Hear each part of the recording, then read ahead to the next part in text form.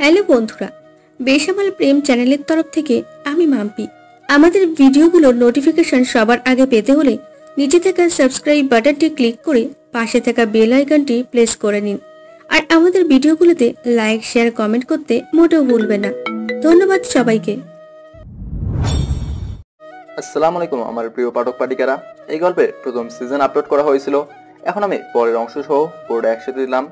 আমি time mention করে দিয়েছি, যারা অলরেডি শুনে ফেলেছো তারা একটু কাট করে শুনে নিও, আর যারা এখনো শোনো নাই তারা পুরোটাই শুনে নিও। তো চলো গল্পটা শুরু করা যাক। আমি রিক্সা চালাচ্ছি, পিছনে দুইজন মেয়ে বসে আছে। তাদের দেখে আমার প্রচন্ড পরিমাণ ভয় করছে, কারণ তাদের মধ্যে একজন আমার ক্লাসমেট। আমি এই মাটি ফাটা রোদেও মুখে গামছা পিছিয়েছি যাতে তারা আমাকে চিনতে না পারে। তখন আমি বললাম, আপনারা কোথায় যাবেন? তখন ওদের মধ্যে একটি মেয়ে বলে উঠল, ভার্সিটিতে নিয়ে চলো। আমি তাদের ভার্সিটিতে নিয়ে আসলাম, কিন্তু আজ হয়তো আমার কপালটাই খারাপ ছিল। যেই আমি তাদের থেকে ভাড়া নিতে যাব, অমনি বাতাসে আমার মুখ থেকে গামছাটা খুলে গেল। তখন সুমায়া বলল, এই তোমার নাম অভ্র তাই না? তুমি রিক্সা চালাচ্ছ কেন? আমি কোনো কথা না বলে তাদের থেকে ভাড়া নিয়ে বাসার উদ্দেশ্যে রওনা দিলাম। ওইদিকে সুমায়ার বান্ধবী সুমায়াকে বলল, কিরে, তুই ওই ছেলেটাকে চিনিস? চিনবো না কেন? সে তো আমাদের সাথেই পড়াশোনা করে, একই ভার্সিটিতে পড়ে। আমি তার সাথে এতদিন বন্ধুত্ব করার চেষ্টা করছিলাম, কিন্তু সে করেনি। আচ্ছা, এখন চল ক্লাসে যাই। তারপর তারা দুইজন ক্লাসে চলে যায়। এদিকে আমি রিক্সা চালাচ্ছি আর ভাবছি, সুমায়া তো আমাকে দেখে ফেললো। কে জানে তারা কি ভাবছে আমার ব্যাপারে। আমি সুমায়াকে চিনি, কারণ সে একবার আমার সাথে বন্ধুত্ব করতে এসেছিল, কিন্তু আমি না করে দিয়েছি কারণ সে বড়লোক বাবার মেয়ে। আর কই, আমি একজন রিক্সাওয়ালা, তার সাথে আমার যায় না, সেটা বন্ধুত্বই হোক বা অন্য কিছু। আচ্ছা, আমি সুমায়াকে তো চিনি, কিন্তু ওর সাথে ওই মেয়েটা কে ছিল? তাকে তো এই ভার্সিটিতে দেখিনি। আপনারা হয়তো ভাবছেন আমি ভার্সিটিতে পড়ি, কিন্তু রিক্সা চালাই কেন? আরে ভাই, বাবা মা না থাকলে যা হয় আর কি। পৃথিবীতে আমার আপন বলতে শুধু আমার একটা ছোট বোনই আছে, তাকে নিয়েই এখন আমার পুরো পৃথিবী। তার নাম হচ্ছে জান্নাত, বয়স 10 বছর। আর আমার নাম হচ্ছে অভ্র, অনার্স সেকেন্ড ইয়ারের স্টুডেন্ট। আমি খুব কষ্টে পড়াশোনা করি। সকালে উঠে রিক্সা নিয়ে বের হই, তারপর ভার্সিটির সময় হলে ক্লাস করে আবারও রিক্সা নিয়ে বের হই। আমার জীবনে এখন শুধু একটাই লক্ষ্য, নিজেকে প্রতিষ্ঠিত করতে হবে। তবে আমি যতটা কষ্ট পাই তার এতটুকু আমি আমার বোনকে বুঝতে দেই না। আমি আমার বোনটাকে অনেক অনেক ভালোবাসি। যাই হোক, আমি বাসায় আসলাম। বাসায় আসতেই আমার ছোট্ট পরীটা এসে বলল, ভাইয়া, ভাইয়া, আমার জন্য চকলেট এনেছো কি? আমি মিথ্যা কথা বললাম। এই যা, আমি তো চকলেট আনতে ভুলে গেছি, এখন কি হবে? জান্নাত কান্না করতে শুরু করলো আর বলল, তুমি সব সময় এমন করো। হ্যাঁ, তুমি ভালো না, তুমি পচা। তখন আমি তাকে বুকে জড়িয়ে নিয়ে পিছন থেকে চকলেট বের করে বললাম, আরে পাগলি, থাম থাম, এই নে, আমি চকলেট নিয়ে আসছি, এবার তো কান্না বন্ধ কর। জান্নাত তখন একটা বিজয়ের হাসি দিয়ে আমাকে শক্ত করে জড়িয়ে ধরে আমার গালে চুমু দিয়ে বলল, ভাইয়া, তুমি খুবই ভালো। আচ্ছা যা, এখন আমি ভার্সিটিতে যাব। আর শোন, কারোর সাথে যেন মারামারি করবি না, আচ্ছা? আচ্ছা। এটা বলে সে দৌড়ে বাইরে চলে গেল। আমি গোসল করে রেডি হয়ে ভার্সিটি চলে আসলাম। ভার্সিটি সবাই আমাকে এক নামে চেনে, আর সেটা হলো খ্যাত। আমি তাদের কথা শুনে কষ্ট পেলেও তাদের বুঝতে দেই না। একটা কথা মনে রাখবেন, মানুষকে কখনো নিজের দুর্বলতার কথা বলবেন না, কারণ মানুষ যদি জানে এই কাজে আপনি দুর্বল, তখন মানুষ ওই কাজটাই আপনাকে করতে দেবে। অতএব সাবধান। ভার্সিটির স্যারেরাও আমাকে তেমন একটা ভালো চোখে দেখে না, তবে আমি পড়াশোনায় মোটামুটি ভালো, তাই স্যারেরা আমার নামে কমপ্লেন করতে পারে না। যাই হোক, আমি ক্লাসে ঢুকলাম, দেখি প্রথম সিট ফাঁকা, তাই আমি সেখানে বসে পড়লাম। একটু পর স্যার ক্লাসে আসলো আর আমাকে দেখে বলল, আমি না তোমাকে এই জায়গায় বসতে বারণ করেছি, তারপরেও কেন এখানে বসেছো? আর তুমি প্রতিদিন একটি শার্ট পরেই কেন ভার্সিটিতে আসো? তোমার কি অন্য কোনো শার্ট নেই? যাও, পেছনে যাও। আমি কোনো কথা বললাম না, মাথা নিচু করে পিছনের বেঞ্চে গিয়ে বসে পড়লাম। স্যারের কথা শুনে আমার চোখ দিয়ে ইতিমধ্যে অশ্রু গড়িয়ে পড়েছে। আমি সেটা মুছে ক্লাসে মনোযোগ দিলাম। ক্লাস শেষ করে আমি ক্যাম্পাসের মধ্যে দিয়ে হাঁটছি, তখন পিছন থেকে কি যেন ডাক দিল। অভ্র, এই অভ্র, দাঁড়াও। আমি দাঁড়িয়ে পিছনে ফিরলাম, দেখি সুমায়া ও তার ফ্রেন্ড। আমি তাদের দেখে আবারও হাঁটতে শুরু করলাম। তখন সুমাইয়া আমার সামনে এসে বলল, এই তুমি কই যাচ্ছ? আর তোমার এত ভাব কেন? তোমাকে সেই কখন থেকে ডাকছি, তুমি শুনছো না কেন? একে হয়তো তুমি চিনো না, ওর নাম হচ্ছে সানজিদা, ও হচ্ছে আমার বেস্ট ফ্রেন্ড। এখন বলো, তুমি কি আমার সাথে বন্ধুত্ব করবে না? না। কেন? করলে সমস্যা কই? ভার্সিটির সবাই জানে আমি একটা খ্যাত, আর এই খ্যাতের সাথে আপনি বন্ধুত্ব করবেন কেন? আমার মন চাইছে তাই। আর গরিবরা কি মানুষ না? তুমি কি আমার সাথে বন্ধুত্ব করবে? না, সরি। এটা বলে আমি বাসায় চলে আসি। তারপর আবারও রিক্সা নিয়ে বের হলাম।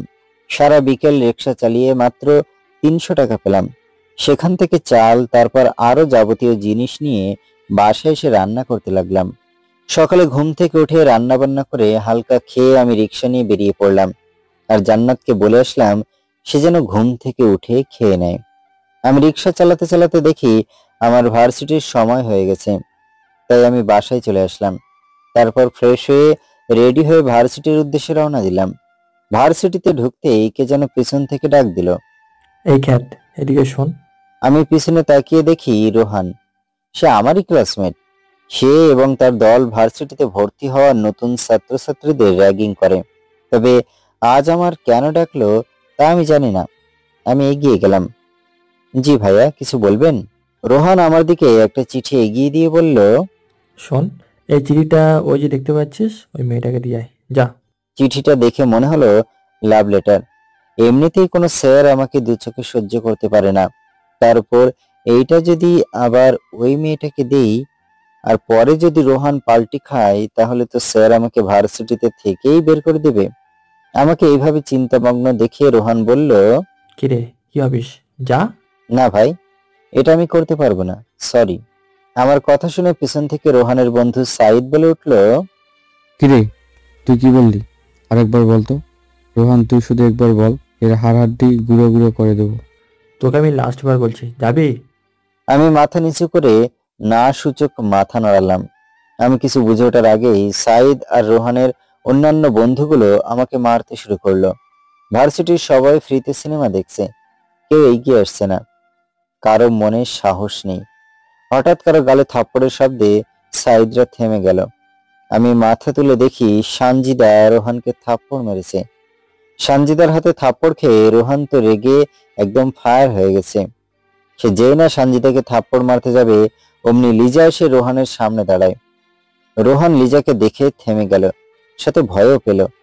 ও, আপনাদের বলতেই তো ভুলেই গেছি, লিজার বাবা এই এলাকার ওসি, তাই ভার্সিটির সবাই তাকে ভয় পায়। লিজা বলল, কিরে, তুই আমার বন্ধুর গায়ে হাত দিতে চাচ্ছিস? তোর বুকে এত সাহস? আর তোরা অভ্রকে ওইভাবে মারছিস কেন? আর একদিন যদি তোরা অভ্রকে ডিস্টার্ব করিস, তাহলে কিন্তু তোদের খবর আছে। যা ভাগ। লিজার এটা বলতে দেরি, ওদের পালিয়ে যেতে দেরি নেই। সানজিদা এসে আমাকে তুলল।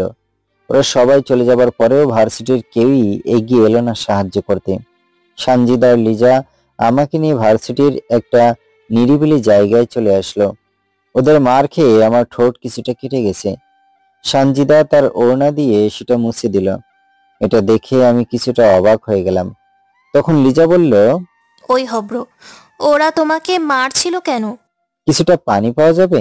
সানজিদা তার ব্যাগ থেকে তৎক্ষণাৎ পানির বোতল বের করে দিল। আমি পানি খেয়ে তাদের সব ঘটনা খুলে বললাম। আমার কথা শুনে সানজিদা বলল, তুমি প্রতিবাদ করলে না কেন? আমি একটু মুচকি হেসে বললাম, গরিবের আবার প্রতিবাদ?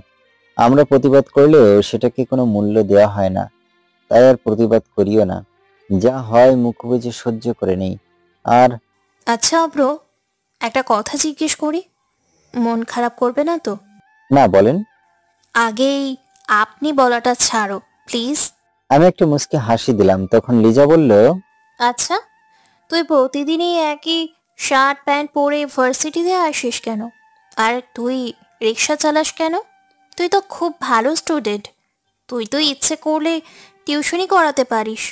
টিউশনি করাতেই তো চাই, কিন্তু আমার এরকম ড্রেস আপে কোনো ছেলেমেয়ে পড়তে চায় না। প্লাস কোনো বাবা মাও আমার কাছে তাদের ছেলেমেয়েদের টিউশনি দিতে চায় না, তাই বাধ্য হয়ে রিক্সা চালাই। আচ্ছা, তোমার জীবন কাহিনীটা শুনতে পারি? তার আগে আবার একটু পানি পাওয়া যাবে? সানজিদা আবার আমাকে পানির বোতল বের করে দিল। আমি পানি খেয়ে আমার সমস্ত জীবন কাহিনীটা বললাম। আমার জীবনে এ যাবৎ পর্যন্ত যা কিছু হয়েছে, কিভাবে আমি এতদূর পর্যন্ত পৌঁছালাম, এই আর কি। আমার সব কথা শুনে সানজিদা আর লিজা স্তব্ধ হয়ে গেল। স্তব্ধতা ভেঙে আমি বললাম, কি হলো, আপনারা দুজন চুপ মেরে গেলেন কেন? আমার কথা শুনে ওরা দুজন স্বাভাবিক হয়ে গেল। সানজিদা লিজাকে ইশারা করে সাইডে যেতে বলল। ওরা দুজন সাইডে চলে গেল। আমি সেখানেই বসে রইলাম। ওদের কথা শেষে সানজিদা এসে বলল, তাহলে লিজা তুই যা, আর অব্র তুমি আমার সাথে চলো। কই যাব? সানজিদা তোমাকে যেখানে নিয়ে যাবে সেখানে যাও। আরে কোথায় যাব? আমার তো রিক্সা নিয়ে বের হওয়ার সময় হয়েছে, আজকে তো ক্লাস করতে পারলাম না। সানজিদা আমার কথা শুনে বেশ রেগে গিয়ে বলল, এই তুই যদি আর একটাও কথা বলিস তাহলে তোকে এখানেই মেরে পুঁতে রাখবো। চল আমার সাথে। আমি সানজিদার কথা শুনে চুপ মেরে গেলাম। তবে সানজিদা রাগলে কিন্তু তাকে দেখতে খুবই সুন্দর লাগে। সানজিদা আর আমি রিক্সায় উঠলাম। আমি সানজিদাকে বললাম, আমরা দুজনে দুই রিক্সা নেই, কিন্তু সে শোনেনি। আমরা দুজন রিক্সা নিয়ে রওনা দিলাম। গন্তব্য আমার অজানা। সানজিদা আমাকে নিয়ে একটা হাসপাতালে আসলো। তারপর ভেতরে নিয়ে গিয়ে কিছু ঔষধ আর মলম নিল। তারপর আবারও রিক্সায় উঠে বসলাম। এবার রিক্সা এসে থামলো বিশাল একটা মার্কেটের সামনে। আমরা দুজন ভেতরে প্রবেশ করলাম। এর ভেতরে আমি সানজিদাকে অনেকবার বলেছি সে আমাকে এখানে নিয়ে আসছে কেন, এখানে সে কি করবে, এইরকম আরো অনেক প্রশ্ন করেছি, কিন্তু সানজিদা একটা প্রশ্নেরও উত্তর দেয়নি। সে আমাকে ভেতরে নিয়ে গিয়ে আমার মাপের বেশ কিছু জিন্স ও শার্ট নিল। আমি কিছু বললেই সে আমাকে ধমক দিয়ে থামিয়ে দিচ্ছে। সে আমার থেকে আমার ছোট বোন জান্নাতের বয়স জানতে চাইল। আমি বললাম 10 বছর। সে আমাকে নিয়ে আরো একটা দোকানে গেল। এটা আবার ছোট বাচ্চাদের জামা কাপড়ের দোকান। সেখান থেকে সে জান্নাতের মাপের বেশ কয়েকটা জামা নিল। আমি শুধু অবাক চোখে সানজিদার কর্মকাণ্ড দেখছি। শপিং শেষে আমরা আবারও একটা রিক্সায় উঠলাম। আমি সানজিদার দিকে অবাক দৃষ্টিতে তাকিয়েছি। তখন সে বলল, এই তোমার বাসার ঠিকানাটা বলো। সানজিদা যে কিছু বলছে সেটা আমি বুঝতেই পারছি না। আমি শুধু তার দিকে তাকিয়ে অবাক দৃষ্টিতে তাকিয়েছি। সে এবার আমাকে ধাক্কা দিয়ে বলল, এই বলো। কিছু বললেন? সানজিদা আমার দিকে আর চোখে তাকিয়ে বলল, এতক্ষণ ধরে কি বললাম? প্লিজ কষ্ট করে আর একবার বলেন। তোমার বাসার ঠিকানা বলো। কেন? আমরা সেখানে যাব। না না না, প্লিজ, আপনি আমার জন্য যতটুকু করেছেন এটাই বেশি, আর না প্লিজ। তুমি বলবা? আচ্ছা বলছি, চলেন। আমি দীর্ঘ একটা শ্বাস ছেড়ে বললাম কথাটা। তারপর আমরা আমার বস্তিতে চলে আসলাম। সবাই আমাদের দিকে অবাক দৃষ্টিতে তাকিয়েছে, বিশেষ করে সানজিদার দিকে। সবাই কেমন করে তাকাচ্ছে আর কি যেন বলছে। তবে তাদের তাকানোটা স্বাভাবিক, কারণ এত সুন্দর একটা মেয়ে এই বস্তিতে এসেছে। এখানে কোনো বড় লোকের পা তো দূরের কথা, ছায়াও পড়ে না। আমি সানজিদার দিকে তাকালাম, দেখি সে স্বাভাবিক, সে কিছু মনেই করছে না। আমরা আমাদের ছোট্ট কুড়ে ঘরে চলে আসলাম। আমি বাসার ভেতরে ঢুকতে জান্নাত এসে আমাকে জড়িয়ে ধরে কাঁদো কাঁদো গলায় বলল, ভাইয়া তুমি কোথায় ছিলে? আজ এত দেরি করলে কেন? সে এইবার কেঁদেই দিল। আমি তাকে কোলে তুলে নিলাম আর বললাম, আরে পাগলি, আমি একটু ব্যস্ত ছিলাম তাই আসতে দেরি হয়েছে। এই সামান্য কারণের জন্য কেউ কান্না করে? পাগলি একটা। দূর থেকে সানজিদা আমাদের কথা শুনছিল। জান্নাত তখন কান্না থামিয়ে বলল, আচ্ছা ভাইয়া, ওই আপুটা কে? আর সে এখানে কি করছে? সে হচ্ছে আমার ক্লাসমেট, মানে সে আমার সাথে একই ক্লাসে পড়ে। সানজিদা তখন এগিয়ে এসে জান্নাতকে আমার থেকে তার কোলে নিল। জান্নাতের গায়ে ধুলোবালি ভরে আছে, কিন্তু সানজিদা সেগুলো কিছুই মনে করলো না। সে জান্নাতকে বলল, তাহলে তোমার নামই জান্নাত? জান্নাত, তুমি একটা কথা কি জানো? তুমি না দেখতে অনেক কিউট, ঠিক তোমার ভাইয়ের মতো। সানজিদা এটা বলে তার জিহ্বায় কামড় দিল, আর আমি তার দিকে তাকিয়েছি। আমি কিছু বলতে যাব তার আগেই সানজিদা কথা ঘুরিয়ে জান্নাতকে বলল, আচ্ছা জান্নাত, আমি তোমার জন্য কিছু জামা নিয়ে আসছি, তুমি সেগুলো পরবে? জান্নাত তখন আমার দিকে তাকালো। তার চাহনি দেখে বোঝা যাচ্ছে সে এগুলো পড়তে চায়।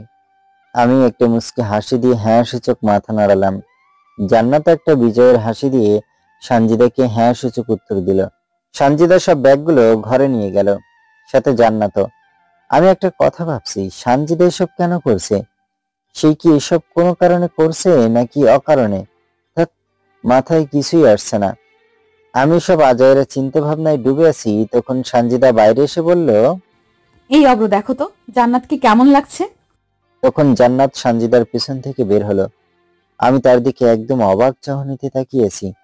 সত্যি বলতে জান্নাতকে একদম আকাশ থেকে নেমে আসা একটা পরীর মতো লাগছে। জান্নাত আমার কাছে আসলো আর বলল, ভাইয়া, আমাকে কি পচা দেখাচ্ছে?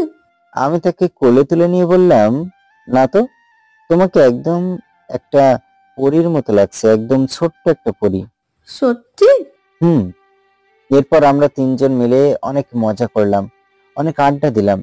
সানজিদা আর জান্নাতকে দেখে মনে হচ্ছে তারা একে অপরের কতদিন ধরে চেনে, তারা একদম মিশে গেছে। তবে বাস্তবেও মেয়েরা যে কোনো কাউকে খুব সহজে আপন করে নিতে পারে, যেটা ছেলেরা পারে না। যাই হোক, আমি মানুষকে জ্ঞান দিতে পারি না। এখন গল্পে ফেরা যাক। সানজিদা এখন চলে যাবে, তাই সে আমাকে একটু সাইডে ডাকলো এবং একটা জায়গায় ঠিকানা দিয়ে বলল, কাল বিকেল 4টায় এই ঠিকানায় চলে আসবা, সেখানে একজনকে টিউশনি পড়াতে হবে। তুমি এসো। আচ্ছা জান্নাত, তুমি থাকো, আমি গেলাম, আমি আবারও আসবো। এটা বলে সানজিদা চলে গেল। আমাকে কিছু বলারও সুযোগ দিল না। রাতে খাবার খেয়ে শুয়েছি। আজকে শুধু সানজিদার কথাই মাথায় ঘুরছে। কেন সেটা আমি জানি না।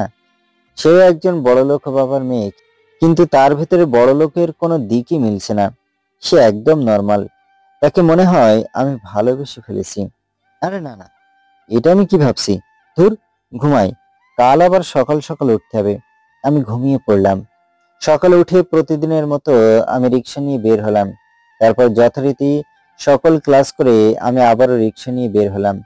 বিকেল 4টায় আমি সানজিদার দেওয়া শার্ট আর জিন্স প্যান্ট পরে তার দেওয়া অ্যাড্রেসে রওনা দিলাম।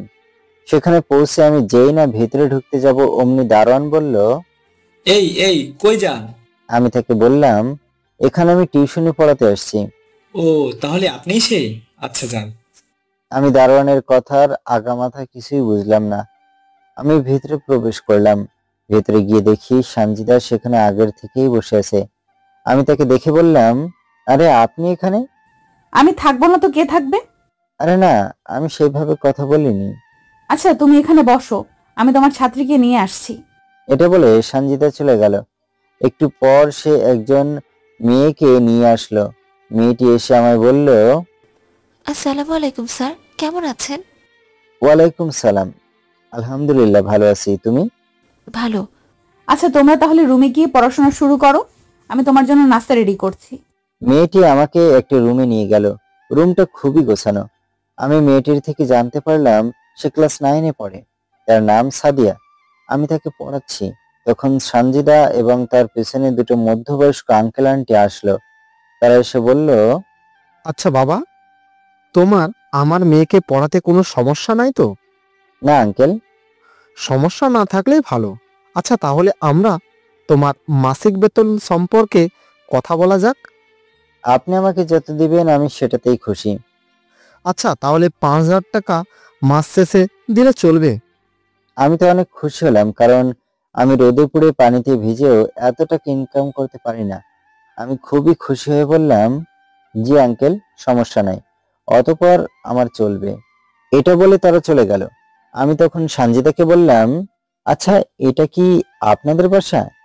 সানজিদা তখন হাসতে হাসতে বলল, আরে না, এটা আমাদের বাসা না, এরা আমার খালা খালু হয়, আর এ হচ্ছে আমার খালাতো বোন। আর আমাদের বাসা এই বাসা থেকে 2 বাসা দূরে, বুঝেছো? হুম। আমি সাদিয়াকে পড়িয়ে বাসায় চলে আসলাম। বাসা আসার সময় একটা হোটেল থেকে রাতের খাবার কিনে নিলাম, কারণ সাদিয়াদের বাসা থেকে আসার সময় সানজিদা আমার হাতে কিছু টাকা দিয়েছিল। আমি নিতে চাইনি, সে আমাকে জোর করে দিল। তবে আমি জানি জান্নাত আজ অনেক অনেক খুশি হবে। আমিও আজ অনেক খুশি। সাদিয়ার বাবা আমাকে মাস শেষে যে পরিমাণ টাকা দিবে, তাতে আমার আর জান্নাতের অনেক ভালো হতো। চলে যাবে, আমাকেও আর রিক্সা চালাতে হবে না। আমি মনের আনন্দে রাস্তা দিয়ে হাঁটছি। হঠাৎ দেখলাম একটা লোক গাড়ি নিয়ে দাঁড়িয়ে আছে, আর তাকে দেখে মনে হচ্ছে সে খুব টেনশনে আছে। তিনি বারবার তাকে যেন ফোন দিচ্ছিল। আমি এগিয়ে গেলাম আর বললাম, আঙ্কেল, কিছু সমস্যা? আমার গাড়িটা খারাপ হয়ে গেছে, মেকানিককে ফোন দিচ্ছি কিন্তু ধরছে না। এইদিকে আমার একটা জরুরি মিটিংও আছে। আঙ্কেল, আপনি যদি কিছু মনে না করেন, আমি আপনার গাড়িতে একটু দেখি। আচ্ছা। আমি গাড়ির ডিকিটা খুললাম, দেখলাম তেলের লাইনটা জাম হয়ে গেছে। তাই আমি সেটা খুলে পরিষ্কার করে আবারও লাগিয়ে দিলাম, আর লোকটিকে বললাম, আঙ্কেল স্টার্ট দিন দেখি। এবার তিনি স্টার্ট দিতেই গাড়িটা চালু হয়ে গেল। তিনি গাড়ি থেকে নেমে মানিব্যাগ থেকে কিছু টাকা বের করে বললেন, বাবা, এই নাও কিছু টাকা রেখে দাও তুমি। না আঙ্কেল, টাকাটা আপনি আপনার কাছে রেখে দিন, আর কাউকে সাহায্য করে তার কাছ থেকে কিছু নেওয়া হলো পাপ। আচ্ছা আঙ্কেল, আমি তাহলে যাই। এটা বলে আমি বাসার উদ্দেশ্যে রওনা দিলাম। বাসায় গিয়ে দেখি জান্নাত ঘুমিয়ে পড়েছে। আমি তাকে ডাক দিলাম, জান্নাত, জান্নাত, এই ডাইনি ওঠ, দেখ আমি তোর জন্য কি নিয়ে আসছি। জান্নাত ঘুম ঘুম চোখে বলল, ভাইয়া, তুমি আসছো? কি নিয়ে আসছো আমার জন্য? এই দেখ, আমি তোর জন্য হোটেল থেকে খাবার নিয়ে আসছি। জান্নাত একটা লাফ দিয়ে উঠে বলল, কি সত্যি? দাও দেখি। আমি তাকে খাবারের প্যাকেটটা খুলে দিলাম। সে খুশি মনে খেতে লাগলো। খাবার পর্ব শেষ করে জান্নাত আবারও ঘুমিয়ে পড়ল, আর আমি বই নিয়ে পড়তে বসলাম। সামনে আমার পরীক্ষা। আমি পড়াশোনা শেষ করে ঘুমিয়ে পড়লাম। সকালে ঘুম থেকে উঠে ফ্রেশ হয়ে নিলাম। আজকে আর রিক্সা নিয়ে বের হলাম না, কারণ এখন আমার আর রিক্সা না চালালেও চলবে। এখন আমার জীবন চলার মতো একটা ব্যবস্থা হয়ে গিয়েছে। রেডি হচ্ছে ভার্সিটিতে যাব বলে। সানজিদার দেওয়া শার্ট আর জিন্সের মধ্যে একটা পরে ভার্সিটির উদ্দেশ্যে রওনা দিলাম। ভার্সিটিতে ঢুকেই আমি এক প্রকার শক খেলাম। আমি দেখলাম সানজিদাকে একটা ছেলে পুরো ক্যাম্পাসের সামনে হাঁটু গেড়ে প্রপোজ করেছে। আমার বুকের বাম পাশটা হঠাৎ কেমন যেন করতে লাগলো। হয়তো আমি সানজিদার ব্যাপারে একটু বেশি ভেবে ফেলেছি। সে বলেছে বড় লোকের দুলালি। আমি কিভাবে তার ভালোবাসা আশা করি? কিভাবে একটা খ্যাত? তবে আমার একটু কষ্ট হচ্ছে, কারণ সে আমার প্রথম ভালো লাগা। আমি সেখান থেকে মাথা নিচু করে চলে গেলাম। যথারীতি সকল ক্লাস করে আমিও বাসায় চলে আসি। বাসায় এসে কিছু ভালো লাগছিল না, তাই মায়ের একটা ছবি বুকে জড়িয়ে ঘুমিয়ে পড়লাম। বিকেল 4:30টায় উঠি। আমি রেডি হতে লাগলাম, কারণ 5:30 থেকে আমার প্রাইভেট পড়াতে যেতে হবে। তাই আমি রেডি হয়ে বেরিয়ে পড়লাম সাদিয়াদের বাসার উদ্দেশ্যে। সাদিয়াদের বাসায় গিয়ে দেখি সানজিদা আজকেও তাদের বাসায় আসছে। আমি তাকে ভালো মন্দ জিজ্ঞেস করে সাদিয়াকে পড়াতে শুরু করলাম। পড়ানোর শেষে আমি সাদিয়াদের বাসা থেকে বের হয়ে দেখলাম তখন পিছন থেকে সানজিদার ডাক। এই অব্র, দাঁড়াও। আমি পিছনে ফিরে বললাম, জি, কিছু বলবেন? সানজিদা তখন পিছন থেকে একটা ফোনের বক্স বের করে আমাকে দিয়ে বলল, এই নাও, এটা তোমার জন্য। তুমি এখন একজন শিক্ষক, আর তোমার কাছে ফোন না থাকলে কেমন জানি একটা দেখায়, তাই তোমাকে দিলাম। আর হ্যাঁ, এটা গিফট মনে করো না। এটা সমপরিমাণ টাকা আমি একসময় তোমার কাছ থেকে পুষিয়ে নেব। মানে? তোমায় মানে বুঝতে হবে না, এখন যাও। আর হ্যাঁ, এতে সিম তোলা আছে, আমি তোমায় রাতে ফোন দিব। আচ্ছা? আসসালামু আলাইকুম। ওয়ালাইকুম সালাম। আমাকে চিনতে পেরেছো? আমি সানজিদা। ও, আপনি?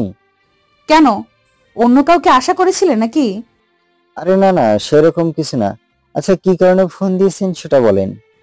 এই, তোমাকে না আমি আপনি করে বলতে নিষেধ করেছি? সরি। আচ্ছা, এখন কি করো? এই তো শুয়েছি। আপনি? ও, তুমি? আমিও শুয়ে আছি। আচ্ছা, তোমাকে একটা কথা জিজ্ঞেস করি? করো। এতে আবার পারমিশন নিতে হবে? আজকে যে ছেলে তোমাকে প্রপোজ করেছিল, তুমি কি তার প্রপোজাল অ্যাকসেপ্ট করছো? সানজিদা তখন হাসতে লাগলো আর বলল, আরে ধুর, তুমি কি যে বলো!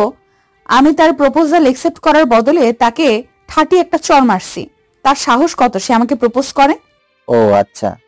তবে তুমি যদি আমায় প্রপোজ করো তাহলে আমি অ্যাকসেপ্ট করব। কিছু বললা? আরে না। আচ্ছা, তুমি অঙ্ক খুব ভালো পারো, তাই না? মোটামুটি। কই? তুমি কি আমাকে একটু হেল্প করবা? মানে তুমি কি আমাকে পড়াতে পারবা? আমার না অঙ্ক বুঝতে খুবই সমস্যা হয়। আচ্ছা, ভেবে দেখবো। ঠিক আছে, এখন তাহলে রেখে দেই, কাল কথা হবে। তুমি এখন ঘুমাও। Good night. আচ্ছা। এটা বলে সানজিদা ফোনটা কেটে দিল। আমিও ফোনটা রেখে দিয়ে ঘুমিয়ে পড়লাম। সকালে উঠলাম, মাথাটা কেমন জানি ঝিম ধরে আছে, বিছানা থেকে উঠতে মন চাচ্ছে না। তারপরেও মন শরীরের সাথে এক প্রকার যুদ্ধ করে উঠলাম। উঠে ফ্রেশ হয়ে রান্না করতে লাগলাম। রান্না করছি, হঠাৎ ফোনটা বেজে উঠলো। আমি রিসিভ করলাম। ওই পাশ থেকে সানজিদা বলল, গুড মর্নিং। Good morning. কিছু বলবা? না, কেন তুমি ব্যস্ত নাকি? আসলে আমি রান্না করছি। আচ্ছা তুমি রান্না করো আর সঠিক টাইমে ভার্সিটিতে চলে এসো কিন্তু। আচ্ছা। এটা বলে আমি ফোনটা রেখে দিলাম। রান্না শেষ করে গোসল করে খাবার দাবার খেয়ে যথাসময়ে ভার্সিটিতে চলে আসলাম। ভার্সিটিতে ঢুকতে লিজার ডাক। এই অভ্র শোন, এদিকে আয়। আমি সেই দিকে গেলাম। সেখানে সানজিদাও ছিল। আমি বললাম, কিছু বলবা? বাহ, তোমাকে তো এই ড্রেসে ভালোই বানিয়েছে। ধন্যবাদ। সানজিদা আমার দিকে কেমন যেন দৃষ্টিতে তাকিয়েছে। তখন আমি বললাম, কি হলো, তুমি এইভাবে তাকিয়েছো কেন?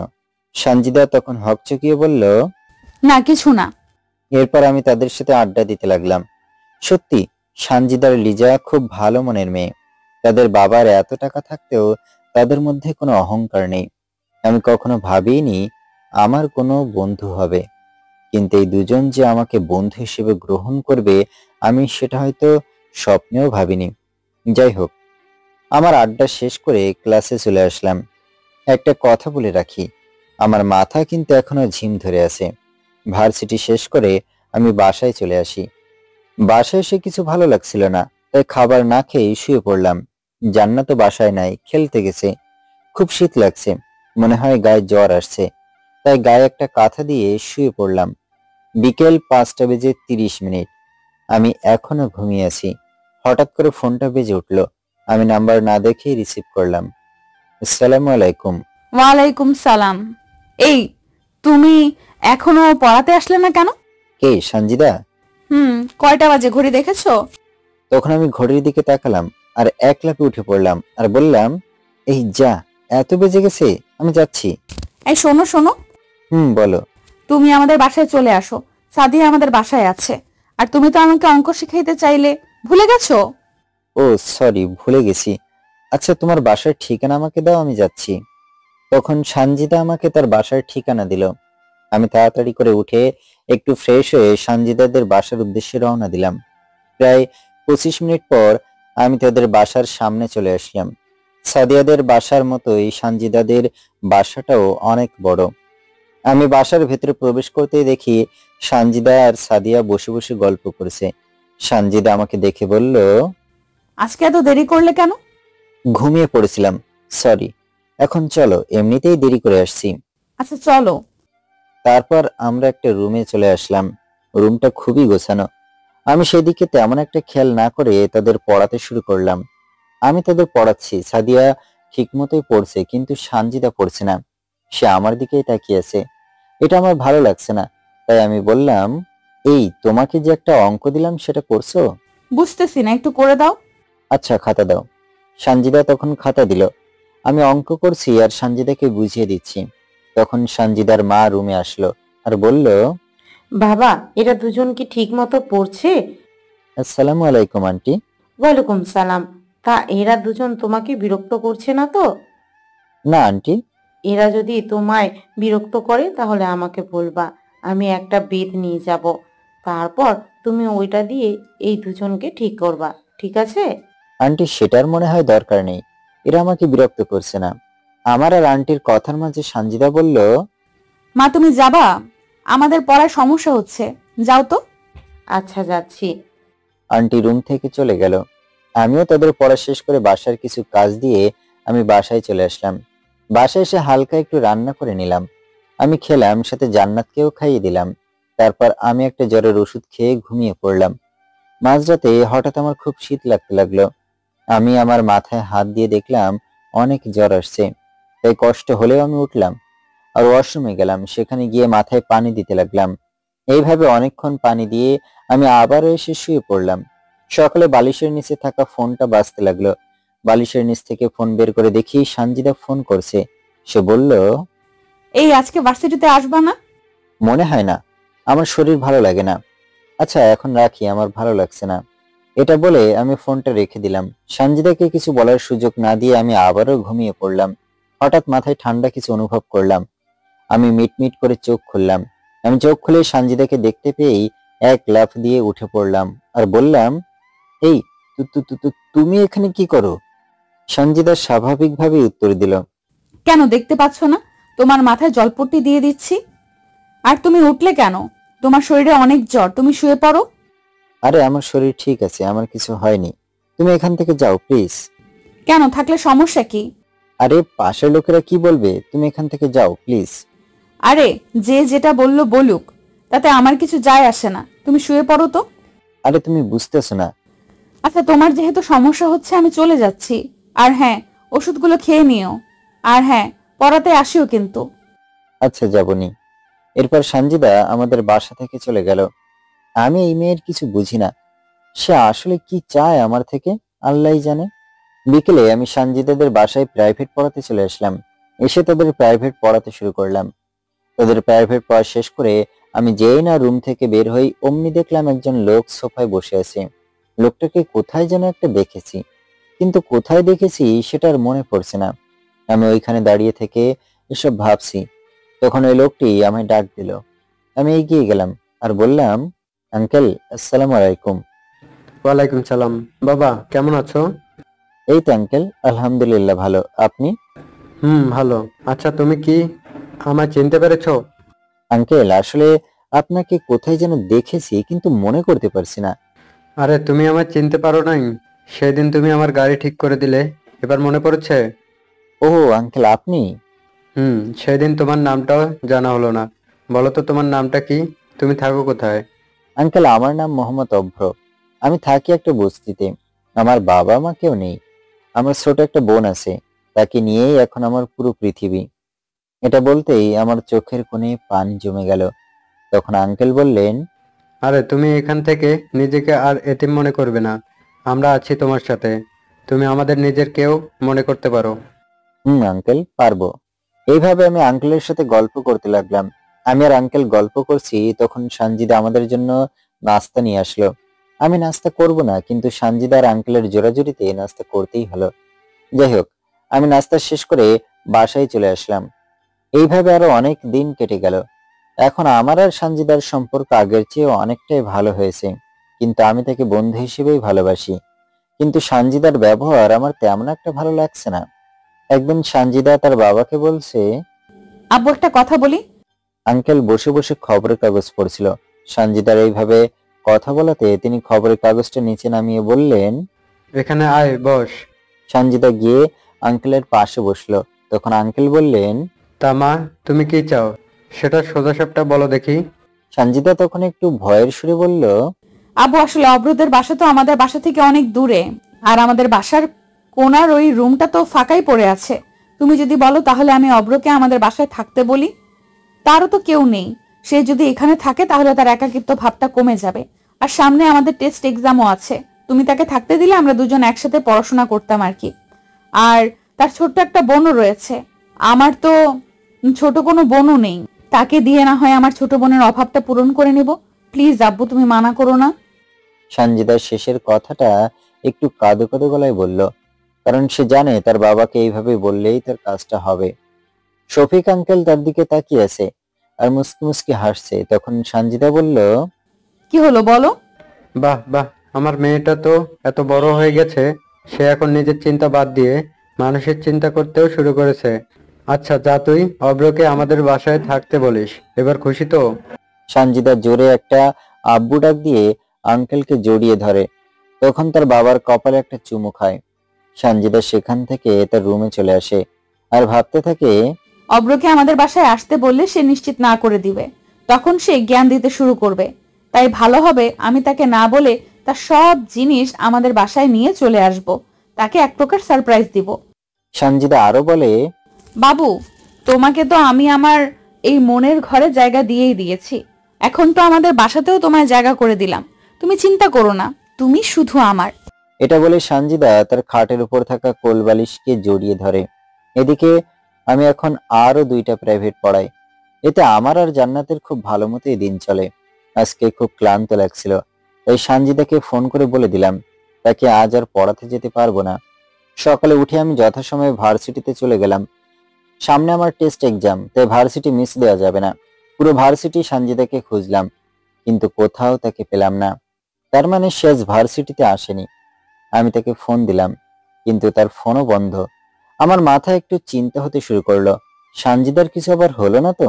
যাই হোক, আমি সব ক্লাস করে একটা টিউশনি পড়িয়ে বাসায় চলে আসলাম। বাসায় এসে আমি তো নিজের চোখকে বিশ্বাস করতে পারছি না। এ কি, আমার বাসার সকল জিনিসপত্র কই গেল? আর বড় কথা হচ্ছে, জান্নাত কই? আমি তাকে বাড়ির সব জায়গায় খুঁজলাম, কিন্তু কোথাও পেলাম না। জান্নাত কই গেল? আমার মাথা কাজ করছে না, আমার বুকটা ফেটে যাচ্ছে। আমি রুমে গিয়ে আমার চৌকির নিচে থাকা টিনের একটা বক্স বের করলাম। এ কি, সেখানেও কিছু নেই। এবার আমার বুক ফেটে কান্না বের হচ্ছে। সেখানে আমার মায়ের একটা ছবি ছিল। আজ আমি আমার মায়ের শেষ স্মৃতিটুকু হারিয়ে ফেললাম। আমি সব ভাবছি, আর আমার চোখ দিয়ে অঝোর ধারায় অশ্রু গড়িয়ে পড়ছে। হঠাৎ সানজিদার ফোন। আমি ফোনটা রিসিভ করে হাউমাউ করে কেঁদে দিলাম, আর বললাম, সানজিদা আমার বাসার সকল জিনিস কে যেন নিয়ে গেছে, আর জান্নাতকেও খুঁজে পাচ্ছি না। তাকে আমি বাসার সব জায়গায় খুঁজেছি, কিন্তু কোথাও পাইনি। সানজিদা, এখন আমি কি করব? প্লিজ কিছু একটা বলো সানজিদা। আমি এইভাবে কান্না করছি দেখে সানজিদা তো অনেকটাই অবাক হয়ে গেল। এরপর সে শান্ত গলায় বলল, এই অভ্র, শোনো, তুমি আমাদের বাসায় আসো, তারপর আমি দেখছি কি করা যায়। কিন্তু কোনো কিন্তু না, তুমি আমাদের বাসায় চলে আসো। এটা বলে সানজিদা ফোন কেটে দিল। আমার মনটা আরো খারাপ হয়ে গেল। আমি নিজেকে আর সামলাতে পারছি না। তারপরেও নিজেকে সামলিয়ে নিলাম, আর সানজিদাদের বাসার উদ্দেশ্যে রওনা দিলাম। রাস্তায় আমার প্রতিবেশীদের বলেছিলাম তারা কিছু দেখেছে কিনা, কিন্তু তারা বলল যে তারা নাকি কিছুই দেখেনি। যাই হোক, আমি অশ্রুসিক্ত চোখ নিয়ে সানজিদাদের বাসায় চলে আসলাম। দেখি সানজিদা আমার জন্য অপেক্ষায় ছিল। আমি সোজা গিয়ে তাকে জড়িয়ে ধরলাম আর বললাম, সানজিদা প্লিজ, তুমি কিছু একটা করো, জান্নাতকে তুমি আমার কাছে এনে দাও। আমি সানজিদাকে জড়িয়ে ধরেছি বলে সানজিদা তো অবাকের চরম শিখরে পৌঁছে গেছে। তারপরেও সে বলল, আরে তুমি শান্ত হও আর আমার সাথে আসো। এটা বলে সে এগোতে শুরু করলো। আমিও তার পিছন পিছন যেতে লাগলাম। সে তার বাসার কোণার একটা রুমে আমায় নিয়ে আসলো আর বলল, এই নাও চাবি, আর এই তালাটা খোলো। আমি তাকে চোখের ইশারায় বললাম, কেন? সেও মাথা নাড়িয়ে আমাকে খুলতে বলল। তাই আমি তালাটা খুললাম। খুলে আমি যা দেখলাম তাতে আমি আমার চোখকে বিশ্বাস করতে পারছি না। আমি একবার সানজিদার দিকে আর একবার রুমটার দিকে তাকাচ্ছি। আমার ঘরের সকল জিনিসপত্র এখানে, আর খুবই গোছানো অবস্থায় আছে। আর সবচেয়ে বড় জিনিস, আমার মায়ের ছবিটা ঠিক খাটের উপরের দেয়ালে টাঙানো আছে। আমি সবকিছু অবাক এবং মুগ্ধতার সাথে দেখছি। তখন সানজিদা বলল, এই নাও তোমার বোন জান্নাতকে। জান্নাত তখন সানজিদার পিছন থেকে বের হয়ে আসলো। আমি আর নিজেকে আটকে রাখতে পারলাম না। আমি দৌড়ে গিয়ে জান্নাতকে কোলে তুলে নিলাম। তখন জান্নাত বলল, ভাইয়া, তুমি কান্না করেছো কেন? তোমার চোখ দেখি ফুলে গেছে। কেউ কি বকা দিয়েছে? না রে বোন। এটা বলে আমি আবারও জান্নাতকে জড়িয়ে ধরলাম। জান্নাত আবারও বলল, ভাইয়া, তুমি জানো সানজিদা আপু কত ভালো? সে আমাকে এতগুলো চকলেট দিয়েছে। রে, তোমার আপু খুব ভালো। আমি আর জান্নাত কথা বলছি, তখন সানজিদা বলল, এই শোনো, এখন থেকে তুমি এই রুমে থাকবে আর জান্নাত আমার সাথে, বুঝেছো? এটা কিভাবে হয়? এই জন্যই তো আমি তোমাকে কিছু না জানিয়ে তোমার বাসার সব জিনিস নিয়ে আসছি। এখন তুমি থাকলে থাকো, না থাকলে নাই। জান্নাত তো আমার সাথেই থাকবে। জান্নাত, তুমি থাকবে না? থাকবো। ভাইও আমাদের সাথে থাকবে। আমি জান্নাত এবং সানজিদার হাসি মাখা মুখ দেখে আর না করতে পারলাম না। আমি মাথা নাড়িয়ে হ্যাঁ উত্তর দিলাম। তখন সানজিদা বলল, আচ্ছা জান্নাত, এখন চলো, তোমার ভাইয়া ফ্রেশ হয়ে নেক, আর তুমি ফ্রেশ হয়ে খেতে আসো, বুঝেছো? এটা বলে সানজিদা জান্নাতকে কোলে নিয়ে চলে গেল। আমি কিছুক্ষণ বসে থেকে ফ্রেশ হতে চলে গেলাম। ওয়াশরুম থেকে বের হয়ে বসে আছি আর ভাবছি, সানজিদা এত কিছু কেন করছে? এইরকম আরো হাজারো প্রশ্ন আমার মনের মাঝে ঘুরপাক খাচ্ছে। তখন জান্নাত এসে আমায় টেনে নিয়ে যেতে লাগলো। আমি গিয়ে দেখি আঙ্কেল আন্টি সানজিদা সবাই আছে। সানজিদা জান্নাতকে খাবার খাওয়াচ্ছে, সেও মজা করে খাচ্ছে। তখন আঙ্কেল বললেন, কি হলো অব্র, বসো। আমি একটু আনকমফোর্টেবল বোধ করছি, কারণ এইরকম দামি কোনো জায়গায় বসে কোনোদিন খাবার খাই নাই, তাই আর কি। তখন সানজিদা তার হাতে থাকা খাবারের থালাটা রেখে আমায় টেনে নিয়ে গিয়ে বসিয়ে দিল। তখন আন্টি বললেন, বাবা, আমাদের কি তোমার আপন মনে করতে কোনো সমস্যা হচ্ছে? আমি তখন একটু অবাক হয়ে বললাম, কেন আন্টি? তুমি খাবার খাচ্ছ না কেন? আসলে আন্টি, এরকম খাবার আমার তো কোনোদিন কপালে জোটেনি, তাই একটু অন্যরকম ফিলিংস কাজ করছে। তখন আঙ্কেল বলে উঠলেন, আরে তুমি তোমার অতীতকে বাদ দিয়ে বর্তমান নিয়ে বাঁচতে শেখো। অতীতে যা হওয়ার হয়েছে, এখন তুমি নিজের ভবিষ্যৎ নিজের হাতে লিখতে পারবে। কি পারবে না? আমি মুস্কি একটা হাসি দিয়ে হ্যাঁ সূচক মাথা নাড়ালাম। তখন আঙ্কেল বললেন, তাহলে টেনশন কিসের? খাবার খেয়ে নাও। আঙ্কেলের এমন কথায় আমি নিজেকে একটু কমফোর্টেবল মনে করলাম আর খাওয়া শেষ করে রুমে চলে আসলাম। তারপর শুয়ে পড়লাম আর আস্তে আস্তে ঘুমের রাজ্যে পাড়ি দিলাম। আজকে শুধু সানজিদা আর সাদিয়ার টিউশনই আছে, তাই আমি নিশ্চিন্তে ঘুমিয়ে রইলাম। বিকেলে ঘুম থেকে উঠে ফ্রেশ হয়ে সানজিদা আর সাদিয়াকে প্রাইভেট পড়ালাম। পড়া শেষে সানজিদা আর সাদিয়া জেদ ধরলো তারা বাইরে বেড়াতে যাবে। আমি প্রথমে না করলেও পরে তাদের জেদের কাছে হেরে যাই। বাইরে এসে আমরা কয়েকটা জায়গায় ঘুরলাম। তারা দুইজন ফুচকা আর আইসক্রিম খাইলো। আমি সেগুলোর বিল দিতে চাইলাম, কিন্তু সানজিদা দিতে দেয়নি। তারপর সাদিয়াকে তার বাসায় পৌঁছে দিয়ে আমি আর সানজিদার বাসার উদ্দেশ্যে রওনা দিলাম। আমরা দুজন হেঁটে যাচ্ছি, কারণ সাদিয়াদের বাসা হতে সানজিদাদের বাসা মাত্র 5 মিনিটের রাস্তা।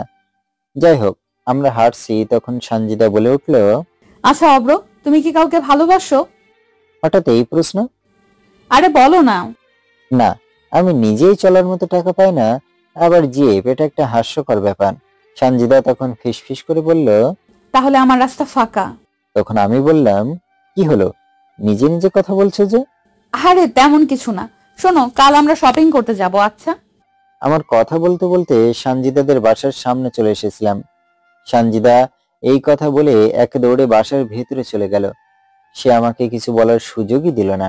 সকালে উঠে ফজরের নামাজ পড়ে নিলাম। তারপর কি যেন ভেবে আবারও শুয়ে পড়লাম। তার একটু পর উঠে ব্রাশ হাতে বাইরে আসলাম। চারিপাশে দেখছি আর ব্রাশ করছি।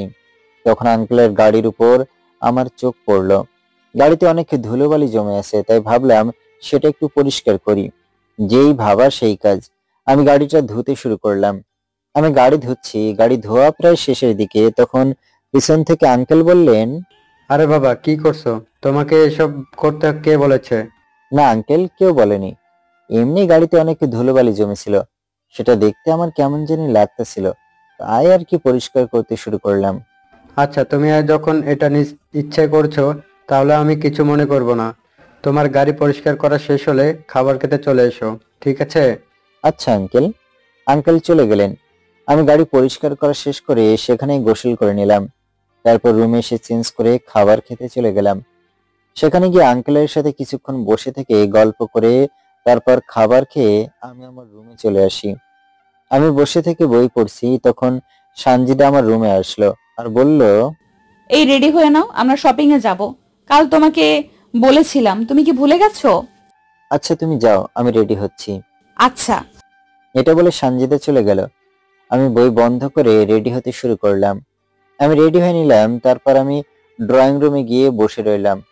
একটু পর সানজিদা আর জান্নাত দুজন নেমে আসছে। সানজিদাকে আজ দেখতে অনেক ভালো লাগছে, কিন্তু আমি তার দিকে একবার তাকিয়ে চোখ নামিয়ে নিলাম। সানজিদা নিচে আসতেই আমি বললাম, জান্নাতও আমাদের সাথে যাবে?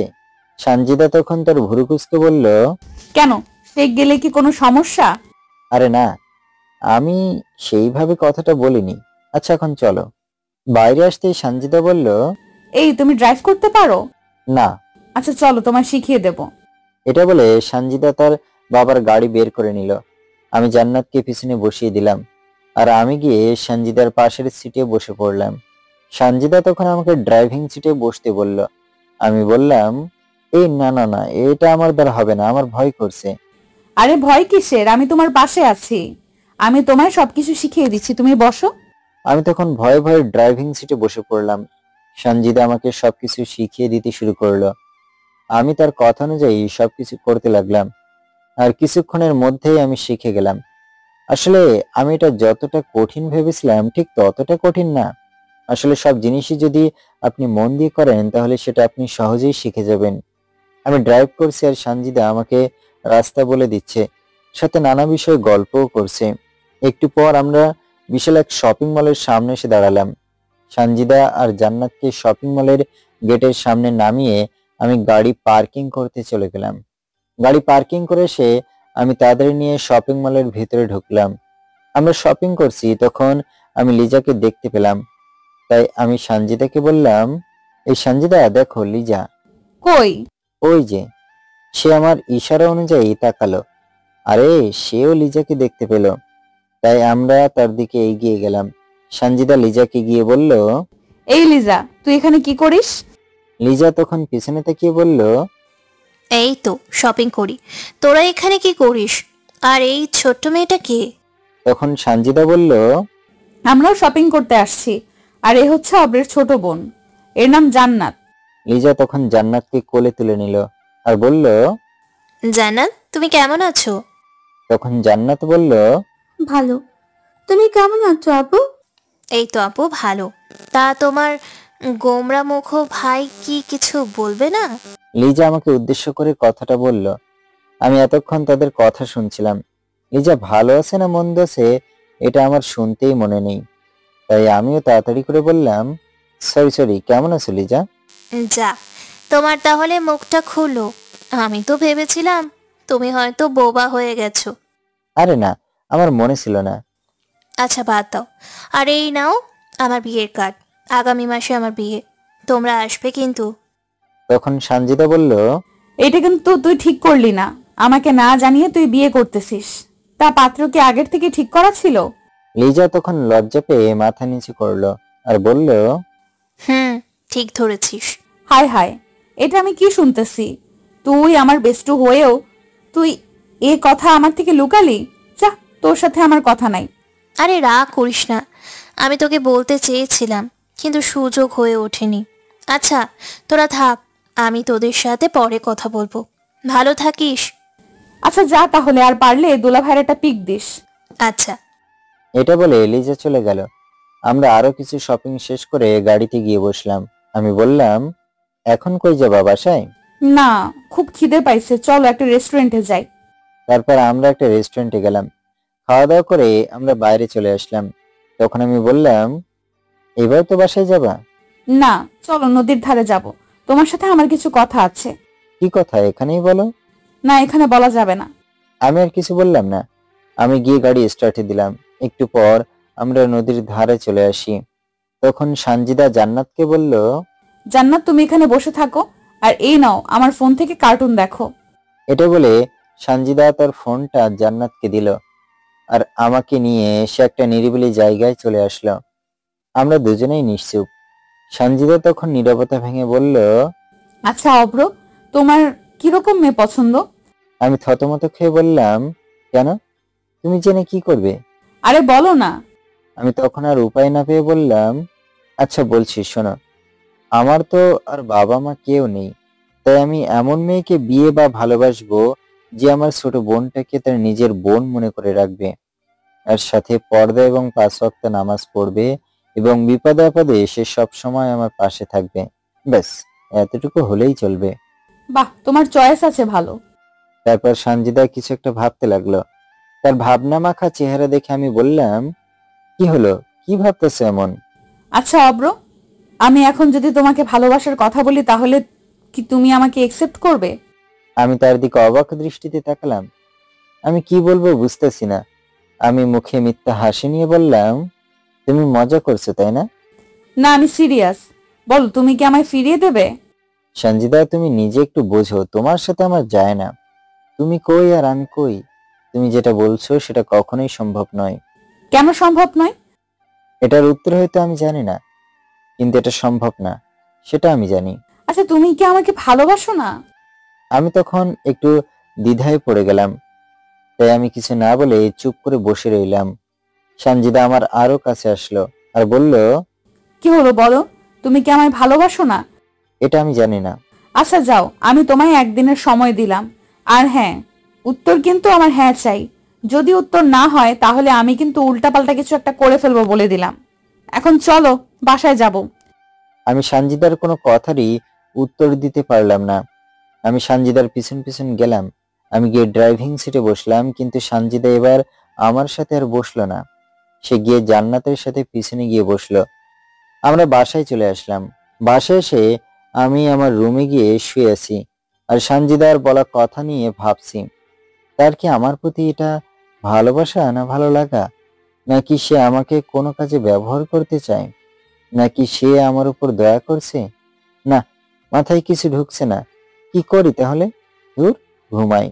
মাথা ভর্তি চিন্তা নিয়ে আমি ঘুমিয়ে পড়লাম। সন্ধ্যায় সাদিয়া এসে ডাকতেছে। স্যার, ও স্যার, উঠেন, আজ কি পড়াবেন না? আমি ঘুম ঘুম চোখে বললাম, কে সাদিয়া? জি স্যার, উঠেন, সন্ধ্যা হয়ে আসছে। আচ্ছা, তোমরা গিয়ে পড়তে শুরু করো, আমি ফ্রেশ হয়ে যাচ্ছি। আচ্ছা স্যার। সাদিয়া চলে গেল। আমিও আর না শুয়ে থেকে উঠে পড়লাম। তারপর ফ্রেশ হয়ে তাদের পড়াতে চলে আসলাম। আমি পড়াচ্ছি। সাদিয়া তখন বলল, আচ্ছা স্যার, একটা কথা জিজ্ঞেস করি? করো। স্যার, ধরেন আপনাকে কেউ ভালোবাসি কথাটা বলেছে, তখন আপনি কি করবেন? আমি সাদিয়ার কথা শুনে থতমত খেয়ে গেলাম। আমার কাশি হতে শুরু করলো। তখন সানজিদা আমাকে এক গ্লাস পানি এগিয়ে দিল আর আমি সেটা এক নিঃশ্বাসে খেয়ে নিলাম। আর সাদিয়াকে বললাম, কি বলছে? হ্যাঁ, তোমার এখন পড়াশোনার বয়স, এসব নিয়ে ভাবার বয়স না। আর আমার ব্যাপারে তোমাকে মাথা ঘামাতে হবে না, তুমি এখন পড়ো। সাদিয়া আমার ধমক শুনে এসে মাথা নিচু করে গম্ভীর গলায় বলল, আচ্ছা। আমি তখন সাদিয়ার দিকে তাকালাম। দেখি সানজিদা মিটমিট করে হাসছে। এটা আমি কিছুটা আন্দাজ করতে পারলাম যে এই কথাটা হয়তো সানজিদা তাকে বলতে বলেছে। আমি সানজিদাকে আর কিছু বললাম না। তাদের পড়ানো শেষ করে আমি আমার রুমে চলে আসি। একটু পর সানজিদা সেখানে আসলো। আমি তাকে বললাম, এই, তুমি এখানে কি করো? কি হলো স্যার, তোতলাচ্ছেন কেন? আর সাদিয়ার কথার উত্তরটা তখন দিলেন না কেন? আমার ইচ্ছা আমি দেইনি। আপনার এতে সমস্যা আছে নাকি? সানজিদা তখন আমার দিকে এগিয়ে আসতে লাগলো আর বলতে লাগলো, না স্যার, আমার কোনো সমস্যা নেই, তবে আমার যে একটা প্রশ্নের উত্তর জানার ছিল। এটা বলে সানজিদা একদম আমার কাছে চলে আসলো। তার মুখের গরম নিঃশ্বাস আমার মুখে আছড়ে পড়ছে। এতে আমার অবস্থা তো খারাপ হয়ে যাচ্ছে। তখন সানজিদা বলল, আচ্ছা স্যার, আমি যদি আপনার এই ঠোঁটে কিস করি তাহলে কিছু মনে করবেন না তো? এটা বলে সে আমাকে কিস করে বসলো। আমাকে কিছু বলতেও দিল না। আমি শুধু শব্দ করছি আর সানজিদা তো ইচ্ছে মতো কিস করছে। একটা সময় আমি আর নিজেকে আটকে রাখতে পারলাম না। আমিও তার সাথে কিসে যোগ দিয়ে দিলাম।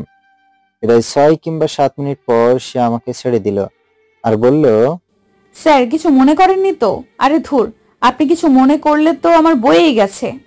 যাই হোক, আম্মু আপনাকে খাবার খেতে যেতে বলল। এটা বলে সে চলে যেতে লাগলো। আমি সেখানে থ মেরে বসেই আছি। কি হয়ে গেল আমার সাথে এটা?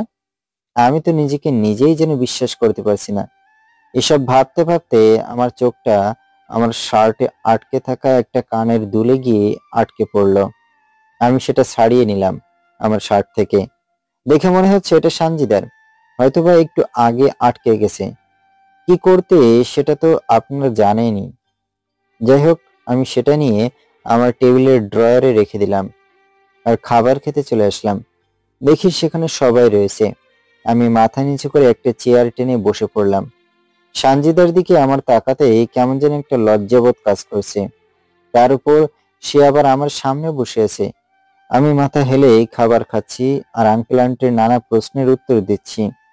এইভাবে আমি অনেকটা দ্বিধা নিয়েই খাবার খাওয়া শেষ করলাম। রুমে এসে শুয়ে পড়লাম আর দিলাম লম্বা একটা ঘুম। সকালে উঠে যথাসময়ে আমি আর সানজিদা চলে গেলাম ভার্সিটিতে। সানজিদার প্রতি আমার তখনও লজ্জাবোধ কাটেনি, তাই আমি তার থেকে একটু দূরত্ব বজায় রেখে চলতে চাচ্ছি। কিন্তু সে আমার ততই কাছে চলে আসছে।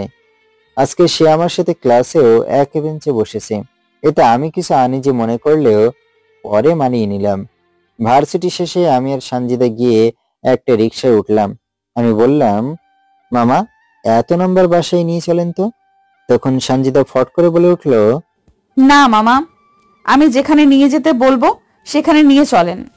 কিন্তু সানজিদা তখন আমার দিকে রাগী দৃষ্টিতে তাকালো। এটা দেখে আমি চুপ মেরে গেলাম আর সানজিদা রিকশাওয়ালা মামাকে রাস্তা বলতে শুরু করলো।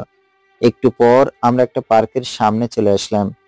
আমি ভেতরে যেতে না চাইলেও সানজিদা আমাকে জোর করেই নিয়ে গেল। আমরা গিয়ে একটা জায়গায় বসলাম। তখন সানজিদা বলল, নাও এখন বলো, তুমি আমায় ভালোবাসো কি না? আর হ্যাঁ, আমি আবারও মনে করে দিচ্ছি, আমি কিন্তু না শুনতে চাই না। আমি চুপ মেরে বসে রইলাম। সানজিদা আবারও বলল, আচ্ছা পরে বলিও। এখন ওই যে দেখতে পাচ্ছ বাদামওয়ালা, যা ওখান থেকে বাদাম নিয়ে আসো। আমি গেলাম আর সেখান থেকে 20 টাকার বাদাম নিয়ে আসলাম। বাদাম এনে আমি সানজিদার হাতে ধরিয়ে দিলাম। তখন সানজিদা বলল, আমাকে দিচ্ছ কেন? তুমিই তো খাইতে চাইলে। খাবো তো আমি। এখন তুমি আমাকে বাদাম ছিলে দিবে আর আমি সেটা খাবো। কেন, আমি কি তোমার বিয়েপ নাকি যে আমি তোমাকে বাদাম ছিলে দেব? না, তবে হবে। এখন বেশি কথা না বলে ছিলে দাও। আমি আর কোনো কথা বলতে পারলাম না। আমার অনিচ্ছার সত্ত্বেও তাকে বাদাম ছিলে দিলাম। তবে এতে আমার খারাপ লাগলো যে তাও না, আমার বেশ ভালোই লাগলো। মনে এক অন্যরকম ফিলিংস কাজ করলো। খাওয়া শেষে আমি ভাবলাম এবার বাসায় যাব, কিন্তু সানজিদা আবারও সেই একই প্রশ্ন করলো। আমি তাকে সেই দিনের মতো ঠিক একই উত্তর দিলাম। তখন সানজিদা বলল, তাহলে তোমার মতো পরিবর্তন হবে না?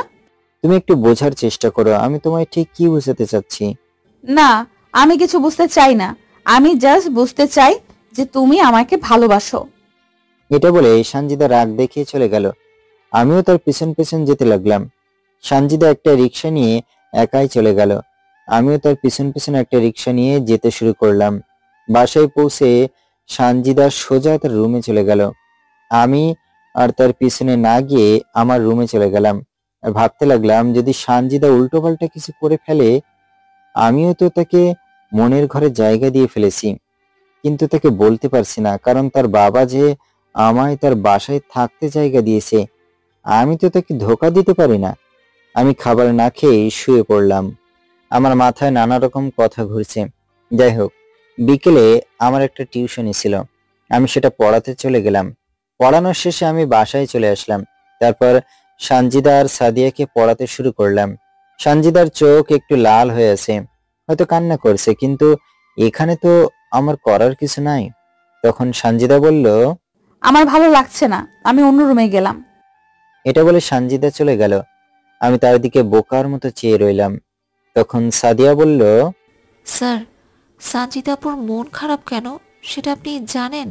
না, তুমি পড়ো। সাদিয়াকে পড়িয়ে আমি রুমে এসে শুয়ে আছি। কিছুক্ষণ পর জান্নাত এসে আমায় খেতে ডেকে গেল।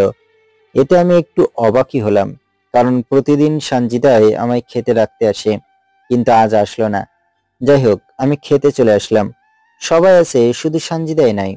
তখন আঙ্কেল বললেন, সানজিদার মা, সানজিদা কই? খাবার খাবে না? সে নাকি খাবার খাবে না, বাসায় আসার পর থেকেই মেয়েটা মন খারাপ করে বসে আছে। কে জানি কি হয়েছে। বাবা অভ্র, তুমি কি কিছু জানো? না আন্টি। এটা বলে আমি খাবার রেখে উঠে পড়লাম। তখন আঙ্কেল বললেন, কি হলো, খাবা না?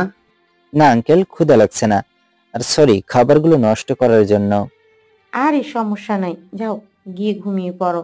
আর আমি সানজিদাকে খাওয়ানোর একটু চেষ্টা করি, দেখি খায় নাকি। আমি রুমে চলে আসলাম আর ভাবতে লাগলাম, সানজিদা মনে হয় আমার কথায় মন খারাপ করে আছে, কিন্তু আমার করার কিছুই নাই। আমার থাকার তো নির্দিষ্ট কোনো জায়গাও নেই। আমি তাকে ভালোবাসলেও তার ভরণ পোষণের দায়িত্ব তো আমি নিতে পারবো না। আর আমার মনে হয় এটা তার ভালো লাগা, হয়তো কিছুদিন এটা এমনিতেই ঠিক হয়ে যাবে, কিন্তু আমার তো তার জন্য কষ্ট হচ্ছে। এখানে আমি কি করব? এসব ভাবতে ভাবতে কখন যে ঘুমিয়ে পড়েছি বুঝতেই পারিনি। যাই হোক, রাত প্রায় 3টা সুই সুই। হঠাৎ আমি বুকে ভারী কিছু অনুভব করলাম। এই জন্য আমি চোখ খুললাম। আমার রুমের লাইট আগের থেকে অন ছিল, তাই আমি স্পষ্ট দেখলাম সানজিদা আমার বুকে শুয়ে আছে, আর এমন ভাবে আমায় জড়িয়ে ধরে আছে যে আমি নড়তেও পারছি না। আমি ওঠার অনেক চেষ্টা করলাম, কিন্তু আমি উঠতেই পারলাম না। এক পর্যায়ে সানজিদা ঘুম ঘুম চোখে বলল, এই এত নড়তেছো কেন? ঘুমাতে দাও। তুমি কই শুয়েছো সেটা দেখেছো? আর তুমি এখানে কেন? রুমে ভালো লাগছিল না, মনটা শুধু তোমাকে কাছে পেতে চাইছিল, তাই এখানে চলে আসছি। আর আমি একটু পর এমনিতেই উঠে চলে যাব। এখন ঘুমাতে দাও। এটা বলে সানজিদা আমায় আরো শক্ত করে জড়িয়ে ধরে ঘুমিয়ে পড়ল। আমি তার কথার উত্তর দিতে পারলাম না। সানজিদাকে দেখতে মনে হচ্ছে সে ঘুমিয়ে পড়েছে, কিন্তু আমার তো চোখে ঘুম নেই। এই প্রথম কোনো মেয়ে আমাকে এইভাবে জড়িয়ে ধরে ঘুমিয়ে আছে। তাহলে মানে ফিলিংসটা কেমন হবে সেটা ভাষায় প্রকাশ করা সম্ভব না। আমি শুধু ছটফট করছি। আমি খেয়াল করলাম সানজিদা তার কপাল কুঁচকে নিয়েছে। তার মানে আমার এইরকম ছটফটানিতে সে বিরক্ত বোধ করছে। একটা সময় সে চোখ খুলল আর রাগী লোক নিয়ে বলল, এই তোমার সমস্যা কি? এত নরো কেন? ঘুমাতে পারছো না? আমার ঘুম ধরতেছে না, তুমি এইখান থেকে যাও প্লিজ। আমি এটা বলতেই সানজিদা আমাকে কিস করে বসলো। আমি কিছু বুঝতেই পারলাম না। সে পাগলের মতো কিস করে যাচ্ছে, আমিও কিস করছি। একটা সময় আমি নিজের থেকে প্রায় কন্ট্রোল হারাতে শুরু করছি। তখন আমি নিজেকে সামলিয়ে সানজিদাকে ছেড়ে দিলাম। তখন সানজিদা বলল, কি হলো, ছাড়লে কেন? ভালোই তো লাগছিল। আর না প্লিজ, তুমি এখান থেকে চলে যাও, জান্নাত একাই আছে। আচ্ছা যাচ্ছি। এটা বলে সানজিদা আমার গালে একটা চুমু দিয়ে চলে গেল। আর আমি শুয়ে শুয়ে ভাবতে লাগলাম, এটা আমি কি করতে যাচ্ছিলাম? ভাগ্যিস নিজেকে কন্ট্রোল করছিলাম। সকালে উঠলাম, তারপর ফ্রেশ হয়ে রেডি হলাম, তারপর হালকা একটু নাস্তা করে ভার্সিটির উদ্দেশ্যে রওনা দিলাম। আজকে আমি ইচ্ছে করেই সানজিদাকে সাথে নেইনি, কারণ সে যে ধরনের মেয়ে কখন যে কি করে বসে আল্লাহই জানে। এইভাবে আমাদের দিন চলছে। আমি সানজিদার প্রতি আরো দুর্বল হয়ে পড়তেছি, কিন্তু তাকে কিছু বুঝতে দেই না। সে যদি বোঝে তাহলে আমি শেষ। যাই হোক, আর কয়েকটা দিন পর লিজার বিয়ে, তাই আমি সানজিদা আর জান্নাত তার বাসায় চলে আসলাম। তাদের বাসাতে আজ প্রথম আসলাম। লিজাদের বাসাটা অনেক বড়, তাই বিয়ের সকল কাজ তাদের বাসায় করা হয়েছে। লিজাদের বাসায় গিয়ে তাদের সাথে ভালো মন্দ কথা বলে আমি বাসাটা ঘুরে ঘুরে দেখতে লাগলাম। ঘুরে দেখা শেষ, আমি এক জায়গায় বসে পড়লাম আর মোবাইলটা বের করে টিপতে লাগলাম। তখন একটা মেয়ে এসে বলল, হাই, আমি রিমা। এটা বলে মেয়েটি হাত বাড়িয়ে দিল। আমি তখন মাথা তুলে বললাম, হ্যালো, আমার নাম অভ্র। এটা বলে আমি মেয়েটার সাথে হাত মিলাইলাম। তখন মেয়েটি মানে রিমা বলল, বাহ, আপনার আর আমার নামের মাঝে তো মিল রয়েছে। মানে? মানে আপনার নামের শুরুতে এ, আমার নামের শুরুতেও আর। ও তা অবশ্য ঠিক। আচ্ছা, আমি কি আপনাকে তুমি করে বলতে পারি? সমস্যা নাই। আচ্ছা, তুমি কি পড়াশোনা করো নাকি জব করো? বলতে গেলে দুটোই। আমি পড়াশোনার পাশাপাশি টিউশনি পড়াই। ও আচ্ছা, তুমি কি কাউকে ভালোবাসো বা এই কোনো মানুষ আছে? বাসি, তবে বলতে পারি না। তুমি কি কাউকে ভালোবাসো? রিমা তখন ডেভিল মার্ক একটা হাসি দিয়ে বলল, অলরেডি 5টা লাইনে আছে। কি বলো কি? তা কে কি করে বলবে? আমি এইভাবে রিমার সাথে হেসে হেসে গল্প করতে লাগলাম। আর এটা দূর থেকে সানজিদা দেখছিল। সেটা আমি জানি না। সানজিদা প্রচন্ড পরিমাণে রেগে আছে, তাই আর তার রাগ কন্ট্রোল করতে না পেরে সোজা এসে আমার কলার ধরলো। আমি তার ব্যবহার দেখে অনেকটাই অবাক হলাম। সে সোজা আমাকে ফাঁকা একটা রুমে নিয়ে আসলো। আমি তার চোখে স্পষ্ট পানি দেখতে পাচ্ছি। তখন সানজিদা বলতে লাগলো, এই তো সমস্যা কি রে? ওই মেয়ের সাথে এত হেসে হেসে কথা বলার কি আছে? আমি কিছু বলতে যাব এর আগেই সানজিদা রাগের বসে আমায় থাপ্পড় মারে। এতে আমি তেমন একটা অবাক হইনি, কারণ আমি জানি মেয়েরা তার ভালোবাসার ভাগ কখনোই কাউকে দিতে চায় না। তখন সানজিদা বলল, এই শোন, তুই যদি এখন আমায় ভালোবাসার কথা না বলিস তাহলে আমি কিন্তু কিছু একটা করে বসবো। এইবার আমি কিন্তু সত্যি কিছু একটা করে বসবো। তোর কাছে মাত্র 30 সেকেন্ড সময়, বল। সানজিদা, তুমি বুঝতে চাইছো না কেন? আমি জানি তুইও আমায় ভালোবাসিস, তাহলে কেন তুই আমায় এত কষ্ট দিস? আমার কষ্টে কি তোর কষ্ট হয় না? এখন তাড়াতাড়ি বল, তুই আমায় ভালোবাসিস কি না? আচ্ছা শোনো, আমি তোমায় অনেক আগের থেকেই ভালোবাসি। যেদিন আমি তোমায় প্রথম দেখেছিলাম সেই দিন থেকেই তোমায় নিয়ে ভাবতে কেমন যেন একটা ভালো লাগা কাজ করে। খারাপ সময়েও তোমায় নিয়ে ভাবলে মুখের কোণে হাসি ফুটে ওঠে। তোমায় নিয়ে ভাবতে ভাবতে আমার রাতে কখন যে চোখে ঘুম চলে আসে আমি সেটা নিজেও বুঝতে পারি না। আর তোমার এই প্রতিটা পাগলামি আমার কাছে অনেকটা ভালো লাগে। আর আমার কাছে তোমার সবচেয়ে বেশি এই জিনিসটাই ভালো লেগেছে যে তুমি গরিব বড়লোক ভেদাভেদ করো না। এইটা আমাকে তোমার প্রতি আরো দুর্বল করে দিয়েছে। আর এসব ভালো লাগা থেকে কখন যে ভালোবাসার পরিণত হয়েছে বুঝতেই পারিনি। আমি তোমায় সত্যি ভালোবাসি সানজিদা। I love you. এতক্ষণ সঞ্জিদা আমার কথা মন দিয়ে শুনছিল। আমার কথা শেষে সঞ্জিদা আমায় জড়িয়ে ধরে বলল, আই লাভ ইউ টু। আমিও তাকে জড়িয়ে ধরলাম। তখন সঞ্জিদা বলল, আচ্ছা, তুমি তো আমায় আগের থেকেই ভালোবাসতে, তাহলে তুমি আমার কাছে সেটা প্রকাশ করনি কেন? কারণ আমি তোমায় হারানোর ভয় পেতাম। আমি জানি না আমাদের ভালোবাসা পূর্ণতা পাবে কিনা, তবে আমি আল্লাহর কাছে দোয়া করব যেন আমাদের ভালোবাসাটা পূর্ণতা পায়। আর হ্যাঁ, তুমি আমাকে কখনো ছেড়ে যেও না, প্লিজ। কখনোই না। সঞ্জিদার কণ্ঠ শুনে মনে হলো সে কান্না করছে, তাই আমি তার মাথাটা তুললাম। দেখি সে সত্যি কান্না করছে। আমি একটু হতভম্ব হয়ে বললাম, এই তুমি কান্না করছো কেন? আরে পাগল, এটা কষ্টের কান্না না, এটা হচ্ছে খুশির কান্না। সেটা তুমিও বোঝো না। তারপরে তুমি কান্না করবে না। জানো তুমি কান্না করলে তোমায় কেমন দেখায়? কেমন দেখায়? মনে হয় কই থেকে একটা ডাইনি আসছে, আর আজ থেকে এই ডাইনিকেই আমার সামলাতে হবে। আল্লাহই জানে আমার কি হবে।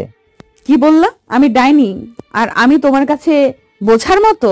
যাও, তোমার সাথে আর কথাই বলবো না। যাও, তোমার সাথে ব্রেকআপ। সঞ্জিদা প্রচন্ড পরিমাণে অভিমান নিয়ে কথাটা বলল। তার মুখটা আমার থেকে ফিরিয়ে নিল। আমি তাকে পিছন থেকে জড়িয়ে ধরে বললাম, আহারে, আমার ডাইনিটা কষ্ট পেয়েছে, আর প্রেম শুরু না হতেই তুমি ব্রেকআপ করে দিচ্ছ? আচ্ছা, ব্রেকআপ যখন করেই দিছো সমস্যা নেই, আমি এখন ওই মেয়েটার কাছে যাই, দেখি পটাতে পারি কিনা। আমি সঞ্জিদাকে ছেড়ে এক পা বাড়াতেই সঞ্জিদা আমায় দিল এক টান আর বলল, প্রেম করার খুব শখ, তাই না? তোমার শখ ছুটাচ্ছি, দাঁড়াও। এটা বলে সঞ্জিদা আমায় মারতে শুরু করলো, আর আমি শুধু হাসতেছি। সঞ্জিদার সব কাণ্ড দেখে তখন আমি সঞ্জিদাকে জড়িয়ে ধরে কপালে একটা ভালোবাসার পরশ রেখে দিলাম। তারপর তাকে শক্ত করে জড়িয়ে ধরলাম। তখন সঞ্জিদাও শান্ত হয়ে গেল আর আমার বুকের সাথে মিশে গেল। সন্ধ্যা, আজকে লিজার গায়ে হলুদ। সবাই খুব আনন্দে আনন্দে কাজ করছে, আমিও তাদের কাজে টুকটাক হেল্প করছি। লিজাকে সঞ্জিদা আর কয়েকজন মিলে সাজিয়ে দিচ্ছে। একটু পর সঞ্জিদা লিজাকে নিয়ে আসছে। আমি তখন একটা চেয়ারে বসেছিলাম। আমি সঞ্জিদার দিকে এক ধ্যানে তাকিয়েছি। তার পরনে হলুদ একটা শাড়ি, তেমন একটা মেকআপ করেনি, তবে আমার মেকআপ ছাড়াই সঞ্জিদাকে ভালো লাগে। আমি সঞ্জিদার দিকে এক ধ্যানে তাকিয়েছি। কারো ডাকে আমার ঘোর ভাঙলো। আমি তাকিয়ে দেখি রিমা। আমি বললাম, আরে রিমা, তুমি? তা ভাইয়া, ওইটা কে? যেভাবে তাকিয়েছিলে মনে হয় ওইটা তোমার বিয়ে করা বউ। আমি রিমার কথায় একটু লজ্জা পেলাম আর বললাম, আরে না, কি বলো? বুঝি বুঝি, এখন বলো কে ওইটা? ওর নাম সঞ্জিদা। তখন তুমি বলছিলাম না আমি একজনকে ভালোবাসি, এই সে। তা ওয়ান সাইড লাভ, নাকি সেও তোমাকে ভালোবাসে? সেও আমায় ভালোবাসে। বাহ, খুব ভালো। আচ্ছা বাদ দাও, এখন বলো আমায় কেমন দেখাচ্ছে? আমি তখন রিমার দিকে তাকিয়ে বললাম, খুব সুন্দর দেখাচ্ছে, যে কোনো কেউ তোমার উপর ক্রাশ খেয়ে যাবে। আমার এইরকম কথা শুনে রিমার লজ্জা পেয়ে গেল। তখন আমি সঞ্জিদার দিকে তাকালাম, দেখি সে আমার দিকে রাগি লুক নিয়ে তাকিয়েছে। এতটাই রাগি লুক নিয়ে তাকিয়েছে যে আমি তার দিকে একবার তাকিয়ে চোখ নামিয়ে নিলাম। তারপর ফোনে একটা মেসেজ আসলো। দেখি সঞ্জিদা মেসেজ দিয়েছে, এই তুমি ওই মেয়ের কাছ থেকে সরবা নাকি আমি গিয়ে আবারও থাপ্পড় মারবো? ভালোই ভালোই বলছে ওই মেয়ের কাছ থেকে সরে যাও, আর এই অনুষ্ঠানটা শেষ হোক, তারপর আমি তোমার খবর নিতেছি।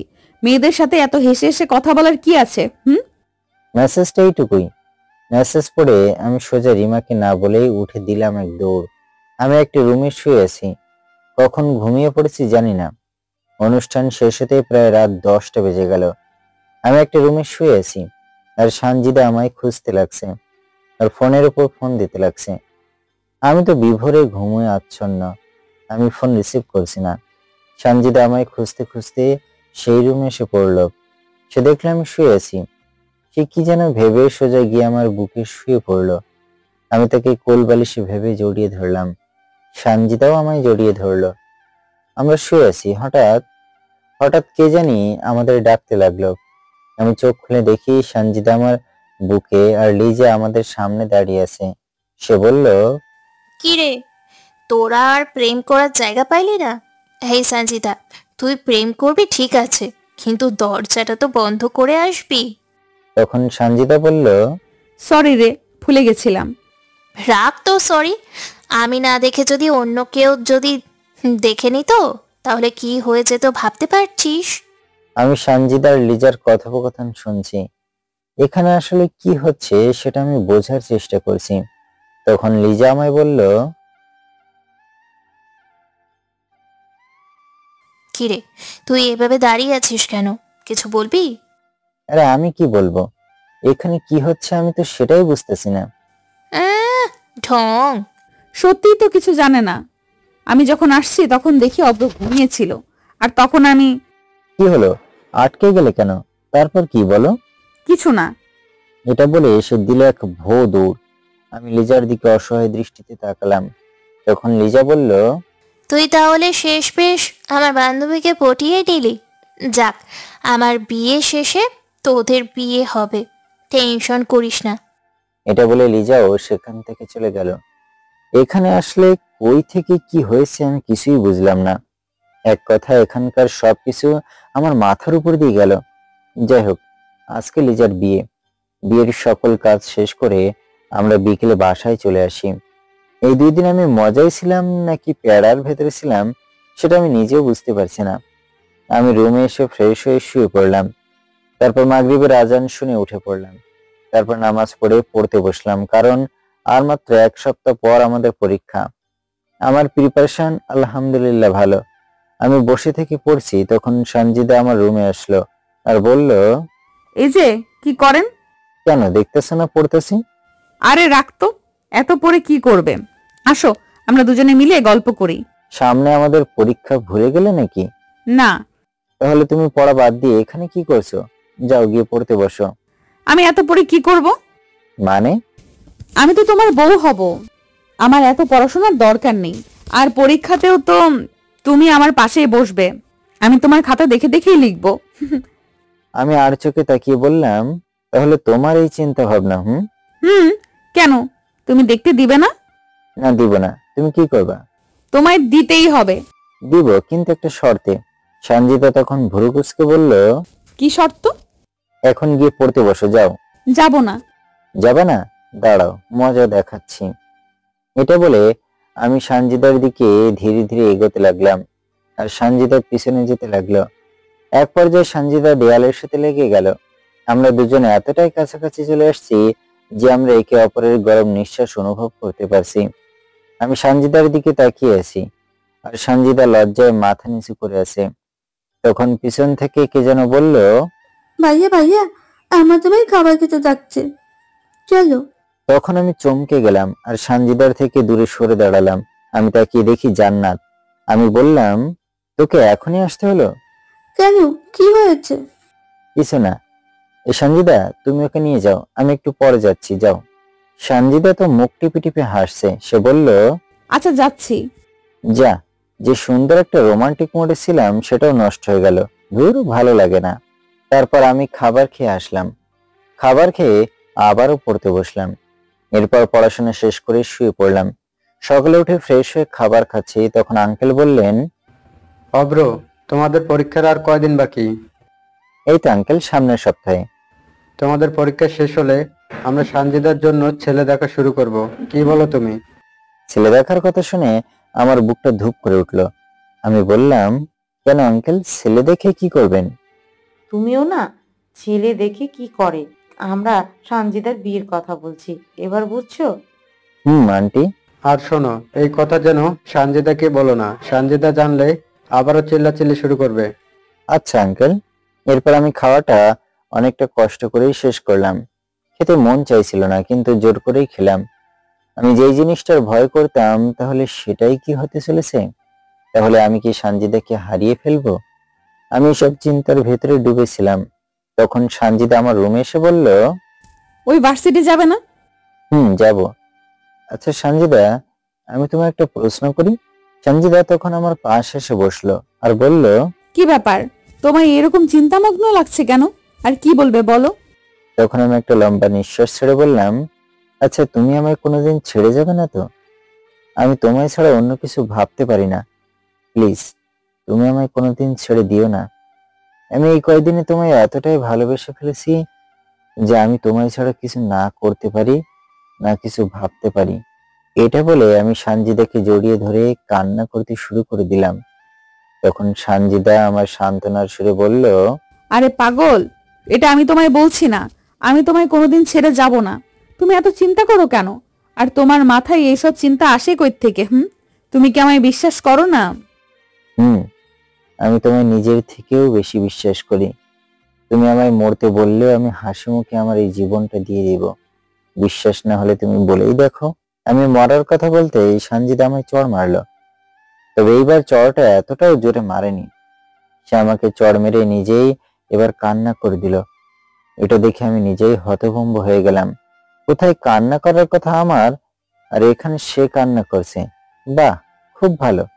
তখন সানজিদা বলল, এই আর একদিনও যদি তোমার মুখে মরার কথা শুনেছি তাহলে কিন্তু তোমার খবর আছে। আর তুমি মারা গেলে আমি কাকে নিয়ে বাঁচবো? তুমি মারা গেলে আমিও মারা যাব। আচ্ছা বাবা, আর কোনোদিন বলবো না। এবার খুশি? সত্যি। চলো এবার ভার্সিটি যাওয়া যাক। তারপর আমরা দুজনে ভার্সিটি চলে গেলাম। আজকের ক্লাসেও ঠিক মতো মনোযোগ দিতে পারলাম না। শুধু সানজিদাকে হারানোর ভয়টা কোথা থেকে এসে যেন আমায় গ্রাস করছে। আমি সেটা নিয়ে ভাবতে না চাইলেও আমার মনে সেই কথাটা কই থেকে আসতেছে আমি নিজেও বুঝতেছি না। যাই হোক, অনেকটা চিন্তা ও হতাশার ভেতর দিয়ে আমি সকল ক্লাস করলাম। তারপর আমি সানজিদাকে বাসায় পাঠিয়ে একটা টিউশনি পড়াতে চলে আসলাম। আজকে এই টিউশনির বেতন দিল। তাই ভাবলাম সানজিদা আর জান্নাতের জন্য কিছু একটা নিয়ে যাই। যেই ভাবা সেই কাজ। গেলাম একটা দোকানে, আর সেখানে গিয়ে জান্নাতের জন্য চকলেট আর সানজিদার জন্য আইসক্রিম নিয়ে চলে আসলাম বাসায়। বাসায় এসে জান্নাত এবং সানজিদাকে তাদের জিনিস দিয়ে আমি আমার রুমে চলে আসলাম। তারপর বিশ্রাম নিয়ে সানজিদার সাদিয়াকে পড়াতে চলে গেলাম। সেখানে গিয়ে দেখলাম সানজিদার কাছে আমাদের ভার্সিটির সকল নোট নেই। তাই আমি আমার রুম থেকে সকল নোট নিয়ে গিয়ে তাকে দিলাম। সে সেখানে থেকে কিছুটা তার নোট খাতায় উঠিয়ে নিল।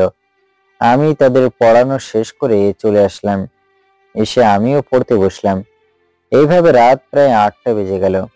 সানজিদা আমায় খেতে ডাকতে আসলো। আমিও তাকে যাচ্ছি বলে পাঠিয়ে দিলাম। তারপর আমি বই বন্ধ করে খাবার খেতে চলে গেলাম। খাবার খেয়ে এসে আমি আবারও পড়তে বসলাম। পড়তে পড়তে পড়ার টেবিলেই আমি ঘুমিয়ে পড়েছি। আজকে থেকে আমাদের পরীক্ষা শুরু। আমার প্রিপারেশন আলহামদুলিল্লাহ ভালো। পরীক্ষার হলে আমি আর সানজিদা একসাথে ঢুকলাম। সেখানে গিয়ে দেখি লিজাও আমাদের সাথে পরীক্ষা দেবে। সে তার নিজের সিট আগে থেকেই খুঁজে রেখেছে। তাই আমরা দুজনে নিজেদের সিট খুঁজতে লাগলাম। ভাগ্যের জোরে সানজিদা আমার পিছনের সিটে আর আমি তার সামনের সিটে পড়লাম। আমার সাথে আরো একটা মেয়ে বসেছে। দেখে মনে হয় সেও বড়লোক বাবার দুলালি। আমি আমার সিটে বসলাম। আমি এমন ভাবে বসলাম যেন সানজিদা আমার লেখা বুঝতে পারে। আমাদের পরীক্ষা শুরু হয়ে গেল। স্যার আমাদের খাতা এবং প্রশ্নপত্র দিয়ে দিলেন। আমি আগে প্রশ্নটা ভালো করে দেখলাম। আর প্রশ্ন দেখে আমার মনটা খুশি হয়ে গেল, কারণ আমার সব কমন পড়েছে। আমি মনের আনন্দে লিখতে লাগলাম। আর আমি আগেই বলেছি আমি এমন ভাবে বসেছি যে সানজিদা আমার লেখা স্পষ্ট বুঝতে পারবে। সে বুঝতেও পারছে, সেও লিখছে, আমিও লিখছি। হঠাৎ কে যেন আমার কলমের খোসা দিল। আমি তাকিয়ে দেখি ওই মেয়েটা আমায় কলমের খোসা দিচ্ছে। এদিকে আমাদের সময়ও প্রায় শেষের দিকে। আমার এখনো একটা লিখে শেষ করতে হবে, তাই আমি সেই দিকে কোনো খেয়াল করলাম না। আমি আমার মতো লিখতে লাগলাম। তখন মেয়েটি আমাকে আবারও খোসা দিল আর নিচু সুরে বলল, এই তুই এত নাম্বার পেয়েছিস? পেরেছি। কেন? আমাকে একটু দেখা। আমার হাতে সময় নেই। তাই আমি মেয়েটাকে সোজাসুজি বললাম, আমি এখন দেখাতে পারবো না, আমার এখন একটা লেখা বাকি রয়েছে। এটা বলাতে মেয়েটা প্রচন্ড রেগে গেছে, সেটা তার মুখ দেখেই বোঝা যাচ্ছে। আমি সেই দিকে তেমন একটা খেয়াল না করে নিজের মতো করে লিখতে লাগলাম। পরীক্ষা শেষে আমি সানজিদা আর লিজা বাইরে চলে আসলাম। তখন সানজিদা লিজাকে বলল, কিরে একাই আসছিস? দুলাভাই আসে নাই? সে একটু পরে আসবে। তা তোদের প্রেম কেমন চলে? এটা বলাতে সানজিদা একটু লজ্জা পেয়ে গেল। আমিও চুপ মেরে রইলাম। এইভাবে আমরা কথা বলছি আর এগোচ্ছি। তখন লিজা বলল, এই সঞ্জিদা, একটু আয় তো, ওয়াশরুমে যাব। এটা বলে লিজা সানজিদাকে নিয়ে চলে গেল। আমিও গিয়ে একটা জায়গায় বসে রইলাম। তখন কই থেকে যেন সেই মেয়েটা আসলো আর আমাকে ইশারা করে সোহানকে কি যেন বলল। আমি সেদিকে তেমন একটা খেয়ালও করলাম না। তখন সোহান আমার কাছে এসে বলল, কিরে, তুই আমার খালাতো বোনকে পরীক্ষা লিখে দিস নাই কেন? আসলে ভাই আমার হাতে সময় ছিল না, তাই। এটা বলতে এই মেয়েটা আমাকে দিল একটা থাপ্পড়। আমি প্রতিবাদ করতে চাইলাম, কিন্তু মনের সাথে পেরে উঠলাম না, কারণ আমি একটা এতিম ছেলে। যাই হোক, তারা আমাকে সেই দিনের মতো আবারও ইচ্ছে মতো মারতে লাগলো। তখন সানজিদা আর লিজা ওয়াশরুম থেকে বের হয়ে আসলো। আমাকে এইভাবে মারছে দেখে তারা দৌড়ে আসলো। তখন লিজা বলল, এই সোহান, তুই ওদের থামতে বল, ভালো কথা বলছি। থামতে না বললে কি করবি? কি করব দেখবি? আচ্ছা, ওয়েট কর। তখন লিজা তার ফোন বের করে তার বাবাকে ফোন দিল। আমি আগেই বলেছি লিজার বাবা হলো এই এলাকার ওসি। লিজা তার বাবাকে সত্যি ফোন করছে দেখে সোহান তার দলবল নিয়ে দিল এক দৌড়। আর সানজিদা এসে তার কোলে আমার মাথা তুলে নিল। সে কাঁদতে লাগলো। এইবারের মারটা আগের চাইতেও বেশি ছিল, তাই আমি আর নিজেকে সামলাতে পারিনি। আমি জ্ঞান হারিয়ে ফেললাম। তারপর কি হয়েছে আমি বলতে পারবো না। আমার যখন জ্ঞান ফিরে তখন আমি নিজেকে হাসপাতালে অবস্থান অনুভব করি। সানজিদা আমার পাশেই বসেছিল। সে বলল, এখন কেমন লাগছে? ভালো। তা ওরা তোমায় এইবার কেন মারছিল? আমার পাশে যে মেয়েটি বসেছিল, তুমি ওকে দেখেছো? সে পরীক্ষার মাঝে আমার কাছ থেকে একটা লিখে নিতে চাইছিল। আমার হাতে সময় ছিল না, তাই আমি লিখে দেইনি। সেই মেয়েটি সোহানের খালাতো বোন হয়। আমি তাকে শিখিয়ে দেইনি, তাই সে আমাকে তার ভাইয়ের হাতে মার খাওয়ালো। তোমাকে আমি অন্যায়ের বিরুদ্ধে প্রতিবাদ করতে বলছি না, তুমি প্রতিবাদ করলে না কেন? আরে ছাড়ো তো, আঙ্কেল আন্টি এই বিষয়ে কি কিছু জানে? না। আচ্ছা চলো বাসায় যাব। আচ্ছা চলো। এরপর আমরা বাসায় চলে আসলাম। পরের দিন পরীক্ষার হলে সেই মেয়েকে আমি আর দেখলাম না, কিন্তু কেন সেটা আমার অজানা। যাই হোক, এইভাবে আমাদের সব পরীক্ষা শেষ হয়ে গেল। আজকে সকাল থেকে দেখছি আন্টি আর আঙ্কেলের মুখে হাসি। হাসিটা অবশ্য প্রতিদিনই থাকে, কিন্তু আজকের হাসিটা অন্যরকম। দুপুরের দিক দিয়ে আমাদের বাসায় কয়েকটা গাড়ি আসলো। আমি এটাকে স্বাভাবিকভাবেই নিলাম। আমি রুমে আতশোয়া হয়ে আছি, তখন জান্নাত এসে আমাকে ডেকে গেল। আমিও চলে গেলাম। সেখানে গিয়ে দেখি আঙ্কেল কয়েকজন লোকের সাথে কথা বলছেন। আমিও গিয়ে আঙ্কেলের পাশে দাঁড়ালাম। আঙ্কেল তখন আমাকে তাদের সাথে পরিচয় করিয়ে দিলেন। তাদের সাথে পরিচিত হয়ে আমি বুঝতে পারলাম যে তারা সানজিদাকে দেখতে এসেছে। এটা শুনে আমার ভেতরটা যেন দুমড়ে মুচড়ে গেল। আমি সেখানে কাউকে কিছু বুঝতে দিলাম না। আমি সেখানে অনেকটাই স্বাভাবিক রইলাম। আমি তাদের সাথে মত বিনিময় করলাম। তখন আমি আঙ্কেলকে বললাম, আঙ্কেল আপনারা গল্প করেন, আমি সানজিদার সাথে একটু দেখা করে আসি। এটা বলে আমি আঙ্কেলের উত্তরের অপেক্ষা না করেই উপরে চলে আসলাম। আমি এসে দেখি সানজিদার রুমে নেই, রুমে রয়েছে আন্টি। আমি তাকে সানজিদার কথা বললে তিনি বললেন সে নাকি ছাদে আছে। আমি কোনো কিছু না ভেবে দৌড়ে ছাদে চলে গেলাম। আমি গিয়ে দেখি সানজিদা ছাদের একটা কোনায় দাঁড়িয়ে মুখটা অন্যদিকে করে আছে। আমি গিয়ে তার পাশে দাঁড়ালাম। তখন সানজিদা কান্নামাখা কণ্ঠে বলল, আসছো? দুজনেই চুপচাপ দাঁড়িয়ে আছি। অনেকক্ষণ যাবত আমরা দাঁড়িয়ে আছি। আমি নীরবতা ভেঙে বললাম, তুমি আমাকে ভুলে যাও। মানে তুমি কি বলতে চাচ্ছ? দেখো, আমার নিজেরই থাকার কোনো জায়গা নেই। তোমাকে দেওয়ার মতো আমার কাছে কিছুই নেই। আর দেখো, তোমাকে এখন আমি কি বলবো কিছুই বুঝতে পারছি না। এক কথায় আমার মাথা এখন কাজই করছে না। আর আমার একটা কথা রাখবা প্লিজ। সানজিদা চুপ করে আছে, কোনো কথা বলছে না, শুধু মাথা নিচু করে কান্না করছে। তাকে কি বলে সান্ত্বনা দেব আমি কিছুই বুঝতে পারছি না। আমি সানজিদাকে বললাম, শোনো, তারা তোমায় দেখতে আসছে, তুমি যাও প্লিজ। আর তারা তোমার জন্য অপেক্ষা করছে, তুমি যাও প্লিজ। তুমি না গেলে আঙ্কেল এখানে অপমানিত হবে। তুমি কি আঙ্কেলকে অপমানিত হতে দেখতে পারবে? এরকম আরো কিছু কথা বলে আমি সোজা আমার রুমে চলে আসলাম। আর অঝোর ধারায় কান্না করতে শুরু করলাম। আমি আমার এই জীবনে যাকে আপন ভাবি সেই আমাকে ধোঁকা দিয়ে চলে যায়।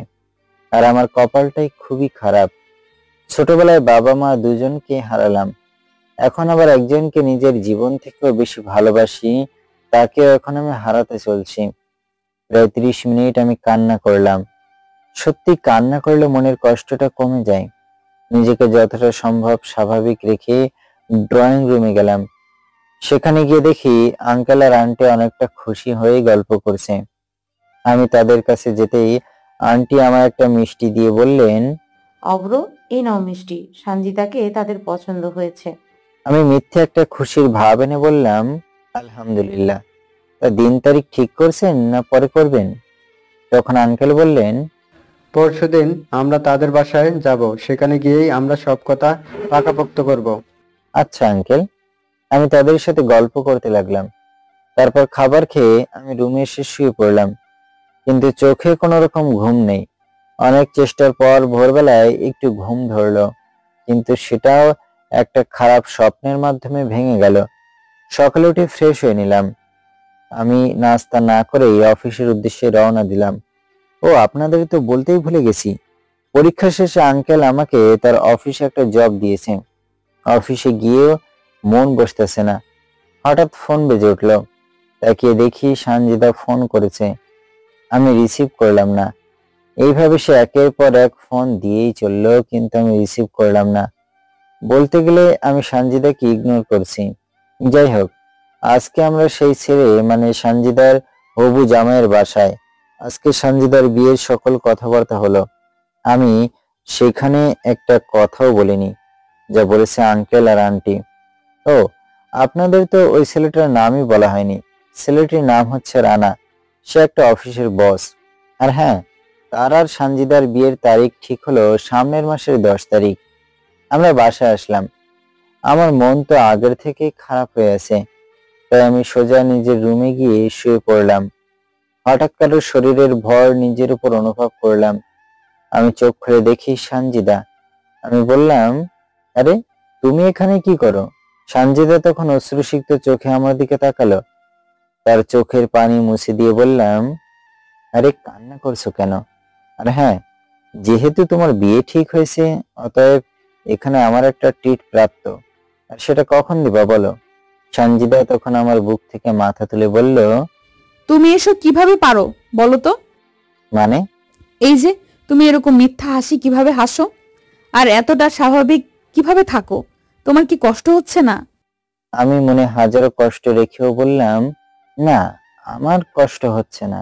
কিন্তু আমার তো অনেক কষ্ট হচ্ছে। আমার এতটাই কষ্ট হচ্ছে যে আমি তোমায় বোঝাতে পারবো না। চলো আমরা পালিয়ে যাই। আমি তখন সানজিদাকে বুক থেকে সরিয়ে দিলাম আর বললাম, না, আমি এটা করতে পারবো না। আঙ্কেল বিশ্বাস করে তার বাসায় আমায় থাকতে দিয়েছে। আমি তার বিশ্বাস ভাঙতে পারবো না। আর তুমি ছেলেটাকে বিয়ে করে নাও।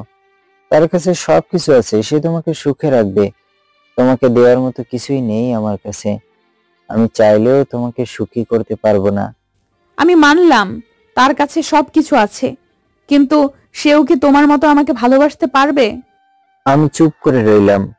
আমি চুপ করে আছি দেখেই সানজিদা আবারও বলল, কি হলো বলো? তুমি না হয় আমাকে ছাড়া থাকতে পারবে, আমি তো তোমায় ছাড়া থাকতে পারবো না। আমি এখনো চুপ করে আছি, শুধু সানজিদার কথাই শুনে যাচ্ছি। সত্যি মেয়েটা আমায় অনেক ভালোবাসে, কিন্তু আমার হাত তখন বাঁধা অবস্থায় আছে। আমি কি করব? এবার সানজিদা একটু রাগী কণ্ঠে বলল, অব্র, তুই শুনে রাখ, আমি যদি তোকে না পাই তাহলে আমি কিন্তু আত্মহত্যা করব, বলে রাখলাম। এটা বলে সানজিদা চলে গেল। আমি সেখানেই বসে পড়লাম। কে জানে কি হবে? এই মেয়েটা কখন কি করে সেটা বলা মুশকিল। রাতে জান্নাতে সে ডেকে গেল, বলল যে আঙ্কেল ডাকতেছে। আমি গেলাম, দেখি আঙ্কেল বসে আছেন। তিনি আমায় দেখে বললেন, আরে তুমি আসছো, আসো বসো। আমি গিয়ে তার সাইডে বসলাম। আমি বললাম, জি আঙ্কেল, কিছু বলবেন? আসলে বলছি যে সানজিদার বিয়ের সকল ব্যবস্থা কই করা যায় বলো তো?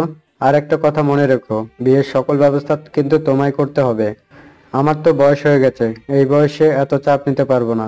তুমি পারবে না? আমি বুকের উপর পাথর চেপে বললাম, আঙ্কেল পারবো, সমস্যা নাই। আঙ্কেলের সাথে আরো কিছু গল্প করে আমি আমার রুমে চলে আসলাম। পরের দিন সকালে উঠে আমি সোজা ভার্সিটিতে চলে গেলাম।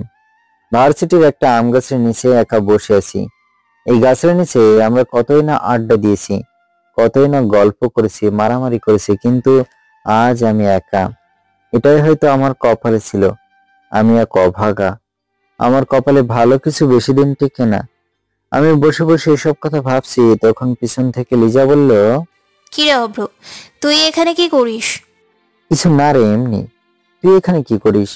এখন তো ক্লাসও নেই, তাহলে তুই এখানে কি করিস? আমাকে স্যার ডেকেছিল, তাই আসছি। আর আমি এসব কি শুনছি, সঞ্জিতা নাকি বিয়ে ঠিক হয়ে গেছে? আমি মুস্কি একটা হাসি দিয়ে বললাম, তুই ঠিক শুনেছিস। তোরা তো একে অপরকে ভালোবাসিস।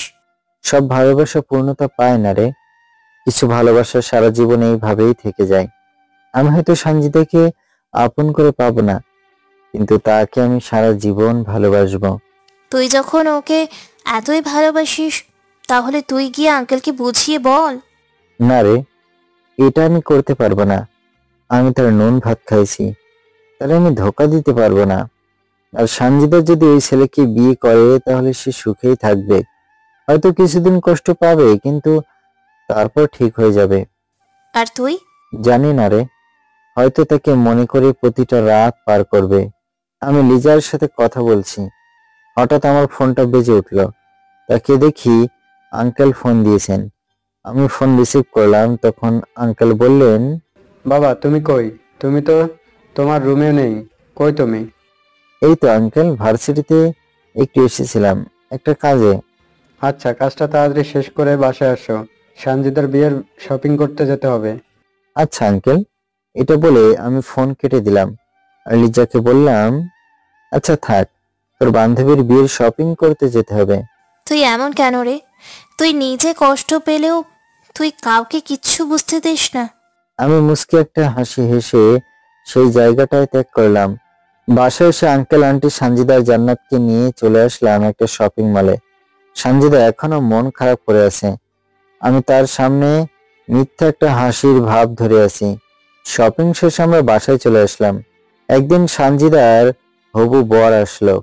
বাসায় শুধু আমি আর আঙ্কেলই আছি, তাই আঙ্কেল রানার সাথে গল্প করতে লাগলেন, আর আমি গেলাম তাদের জন্য কিছু হালকা খাবার রেডি করতে। খাবার রেডি করে আমি নিয়ে আসলাম। যেই আমি খাবারটা টেবিলের উপরে রাখবো, ঠিক তখনই রানার উপর কিছুটা খাবার পড়ে গেল।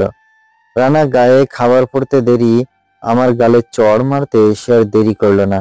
আমাকে চড় মারতে দেখে আঙ্কেলও দাঁড়িয়ে গেলেন। তখন রানা বলতে লাগলো, এই তুই জানিস আমার এই শার্টের দাম কত? ইসরে, কি করলি এটা? বাবা, আপনি এরকম ছেলেদের নিজের বাসায় রেখেছেন কেন? এদের তো বাসায় না, এদের রাস্তায় রাখা উচিত। সে আরো অনেক কথা বলতে লাগলো। আমি শুধু মাথা নিচু করে তার কথা শুনছি। তখন আঙ্কেল একটু রেগে গিয়ে বললেন, রানা থামো। আর তুমি আমাকে কোন হিসেবে বাবা ডাকছো? সঞ্জিদা আর তোমার তো এখনো বিয়ে হয়নি, এটা একটু ভেবে দেখো। আর শোনো, আমার বাসায় আমি কাকে রাখবো আর কাকে রাখবো না এটা তোমাকে বলে রাখতে হবে নাকি? তুমি এখন এখান থেকে যাও। বাবা, ও সরি আঙ্কেল, আপনি আমাকে এই খ্যাত একটা ছেলের জন্য আমার সাথে এরকম ব্যবহার করছেন। আমি কিন্তু আপনার হবু জামাই, এটা কিন্তু মনে রাখবেন। এটা বলে রানা রাগে ফুঁসতে ফুঁসতে চলে গেল। আমি এখনো সেখানে ঠায় দাঁড়িয়ে আছি। আঙ্কেল আমার কাছে এসে আমার ঘাড়ে হাত দিয়ে বললেন, বাবা তুমি ওর কথায় কিছু মনে করো না। আরে না আঙ্কেল, সমস্যা নেই। আচ্ছা আঙ্কেল, আপনি রুমে যান, আমি এগুলো পরিষ্কার করছি। এটা বলে আমি সেগুলো পরিষ্কার করতে শুরু করলাম।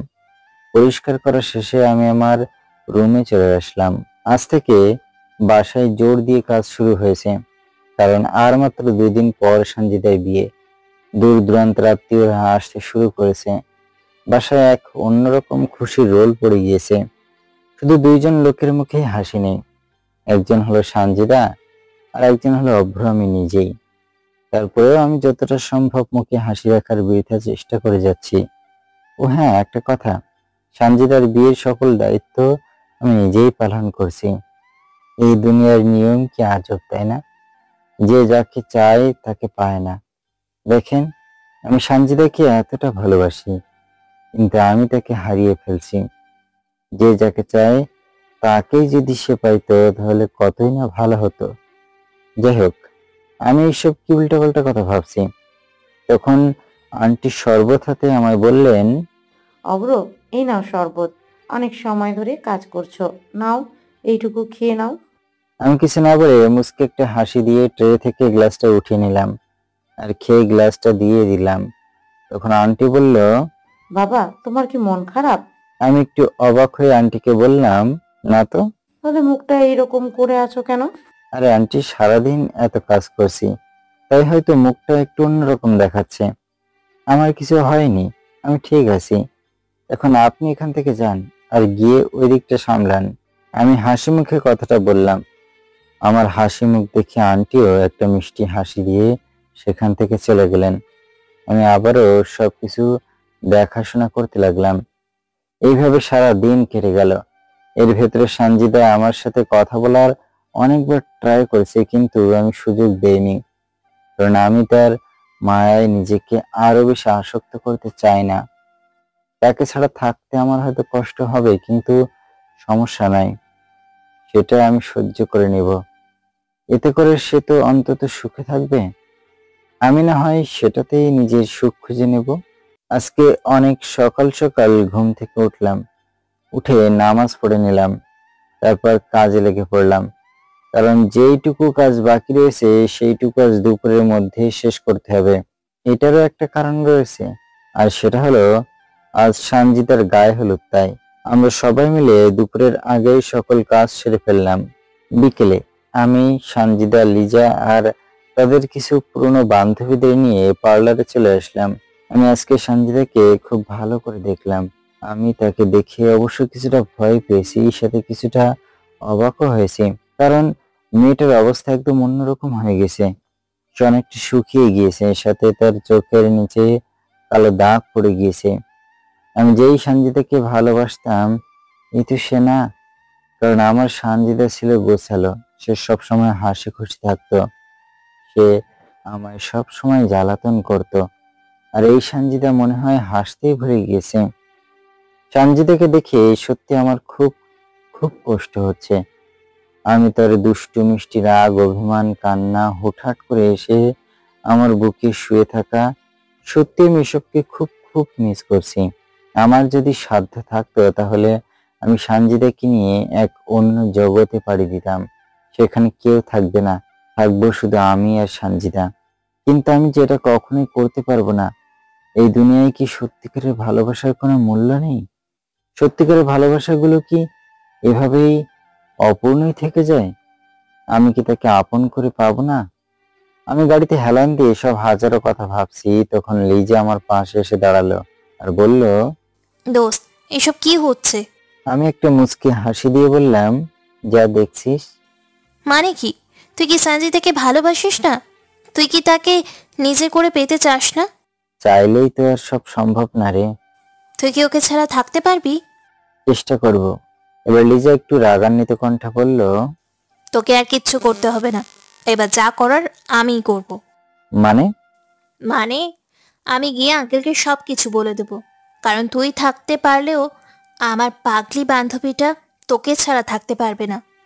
এটা বলে লিজা যাওয়ার জন্য পা বাড়ালো। তখন আমি তার হাত পেছন থেকে টেনে ধরে বললাম, লিজা প্লিজ এটা করিস না, আঙ্কেল এটা শুনলে কষ্ট পাবে। না, আঙ্কেল কষ্ট পাবে না। আর তুই একটা কথা ভেবে দেখ, ধর এই বিয়েটা হয়ে গেল, সঞ্জিদা যে ধরনের একটা মেয়ে, তুই তো ওকে মাত্র কয়েকদিন চিনিস, আমি তাকে সেই ছোটবেলা থেকে চিনি। আমি নিশ্চিত ও যদি তোকে না পায় তাহলে সে কিছু একটা করবেই করবে। এখন তুই ভাব, আঙ্কেল তোর এই কথা শুনে বেশি কষ্ট পাবে নাকি সঞ্জিদার মৃত্যুর খবর শুনে বেশি কষ্ট পাবে? নিশ্চয় সঞ্জিদার মৃত্যুর খবর শুনে বেশি কষ্ট পাবে। তাই আমি গিয়ে আঙ্কেলকে সব কিছু বুঝিয়ে বলবো। আমি জানি আঙ্কেলকে ভালো করে বোঝালে তিনি মানবেন। তাই তুই এখন থাক, আর আমি গিয়ে আঙ্কেলকে বলি। এটা বলে লিজা একটা রিক্সা নিয়ে চলে গেল, আর আমি সেখানে দাঁড়িয়ে রইলাম আর ভাবতে লাগলাম, লিজা এতক্ষণ যেসব কথাগুলো বললো সে ঠিকই বলেছে। আমি তো এটা ভেবেই দেখিনি। আচ্ছা, আঙ্কেল কি আমাদের এই সম্পর্কটা মেনে নেবেন? আমার ভেতরে একটা অজানা ভয় কাজ করতে শুরু করলো। তখন পিছন থেকে সানজিদা বলল, তুমি এখানে একা কেন? লিজা কোথায়?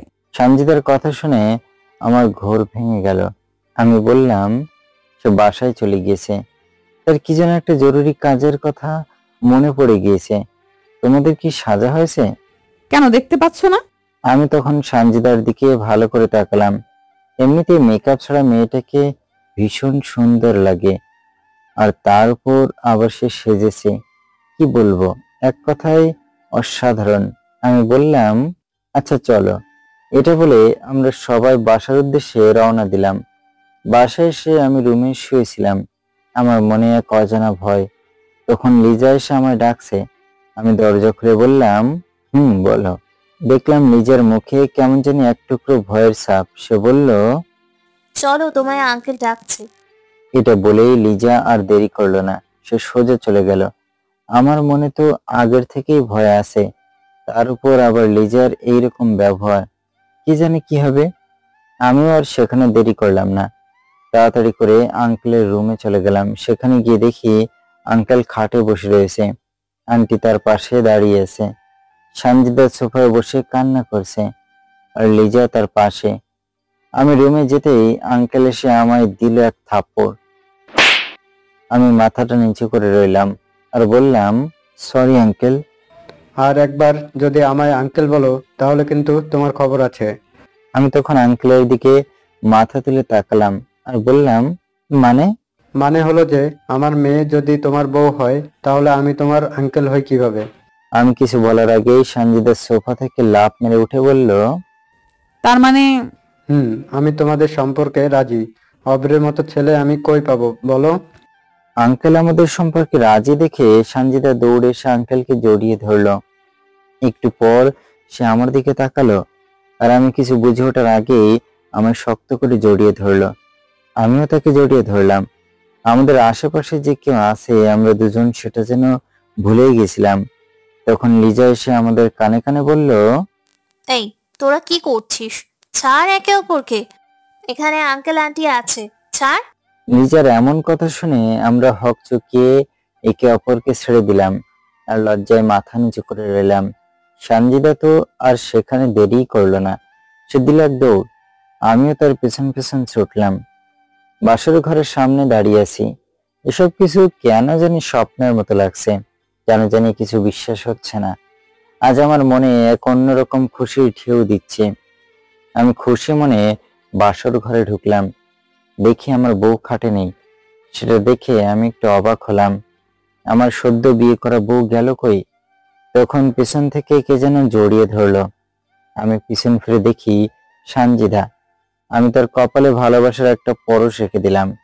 সেই রাতে আমরা বসে অনেক অনেক গল্প করলাম, আর শেষ রাতে যা হবার সেটাই হয়েছে। সেটা আপনাদের না জানলেও চলবে। আমার গল্প তো শেষ হয়ে গেল। আর হ্যাঁ, আমি কিছু কথা বলে যাই। আমি হয়তো এই গল্পটা শেষ করতাম না, কিন্তু কিছু মানুষদের জন্য আমার এই গল্পটা শেষ করতে হলো। সত্যি আমি ভাবতেও পারিনি যে আমার গল্পকে কেউ এত পছন্দ করে। সত্যি বলতে আমার নিজের গল্প নিজে পড়তে কেমন জানি লাগে। আপনাদের ভালো লাগে কেমন করে আমি বুঝি না। আর এই গল্পের শেষ পর্যন্ত যারা যারা ছিলেন তাদেরকে অসংখ্য ধন্যবাদ। তাদের প্রতি আমার রইল প্রচুর পরিমাণে ভালোবাসা। সবাই ভালো থাকবেন, সুস্থ থাকবেন।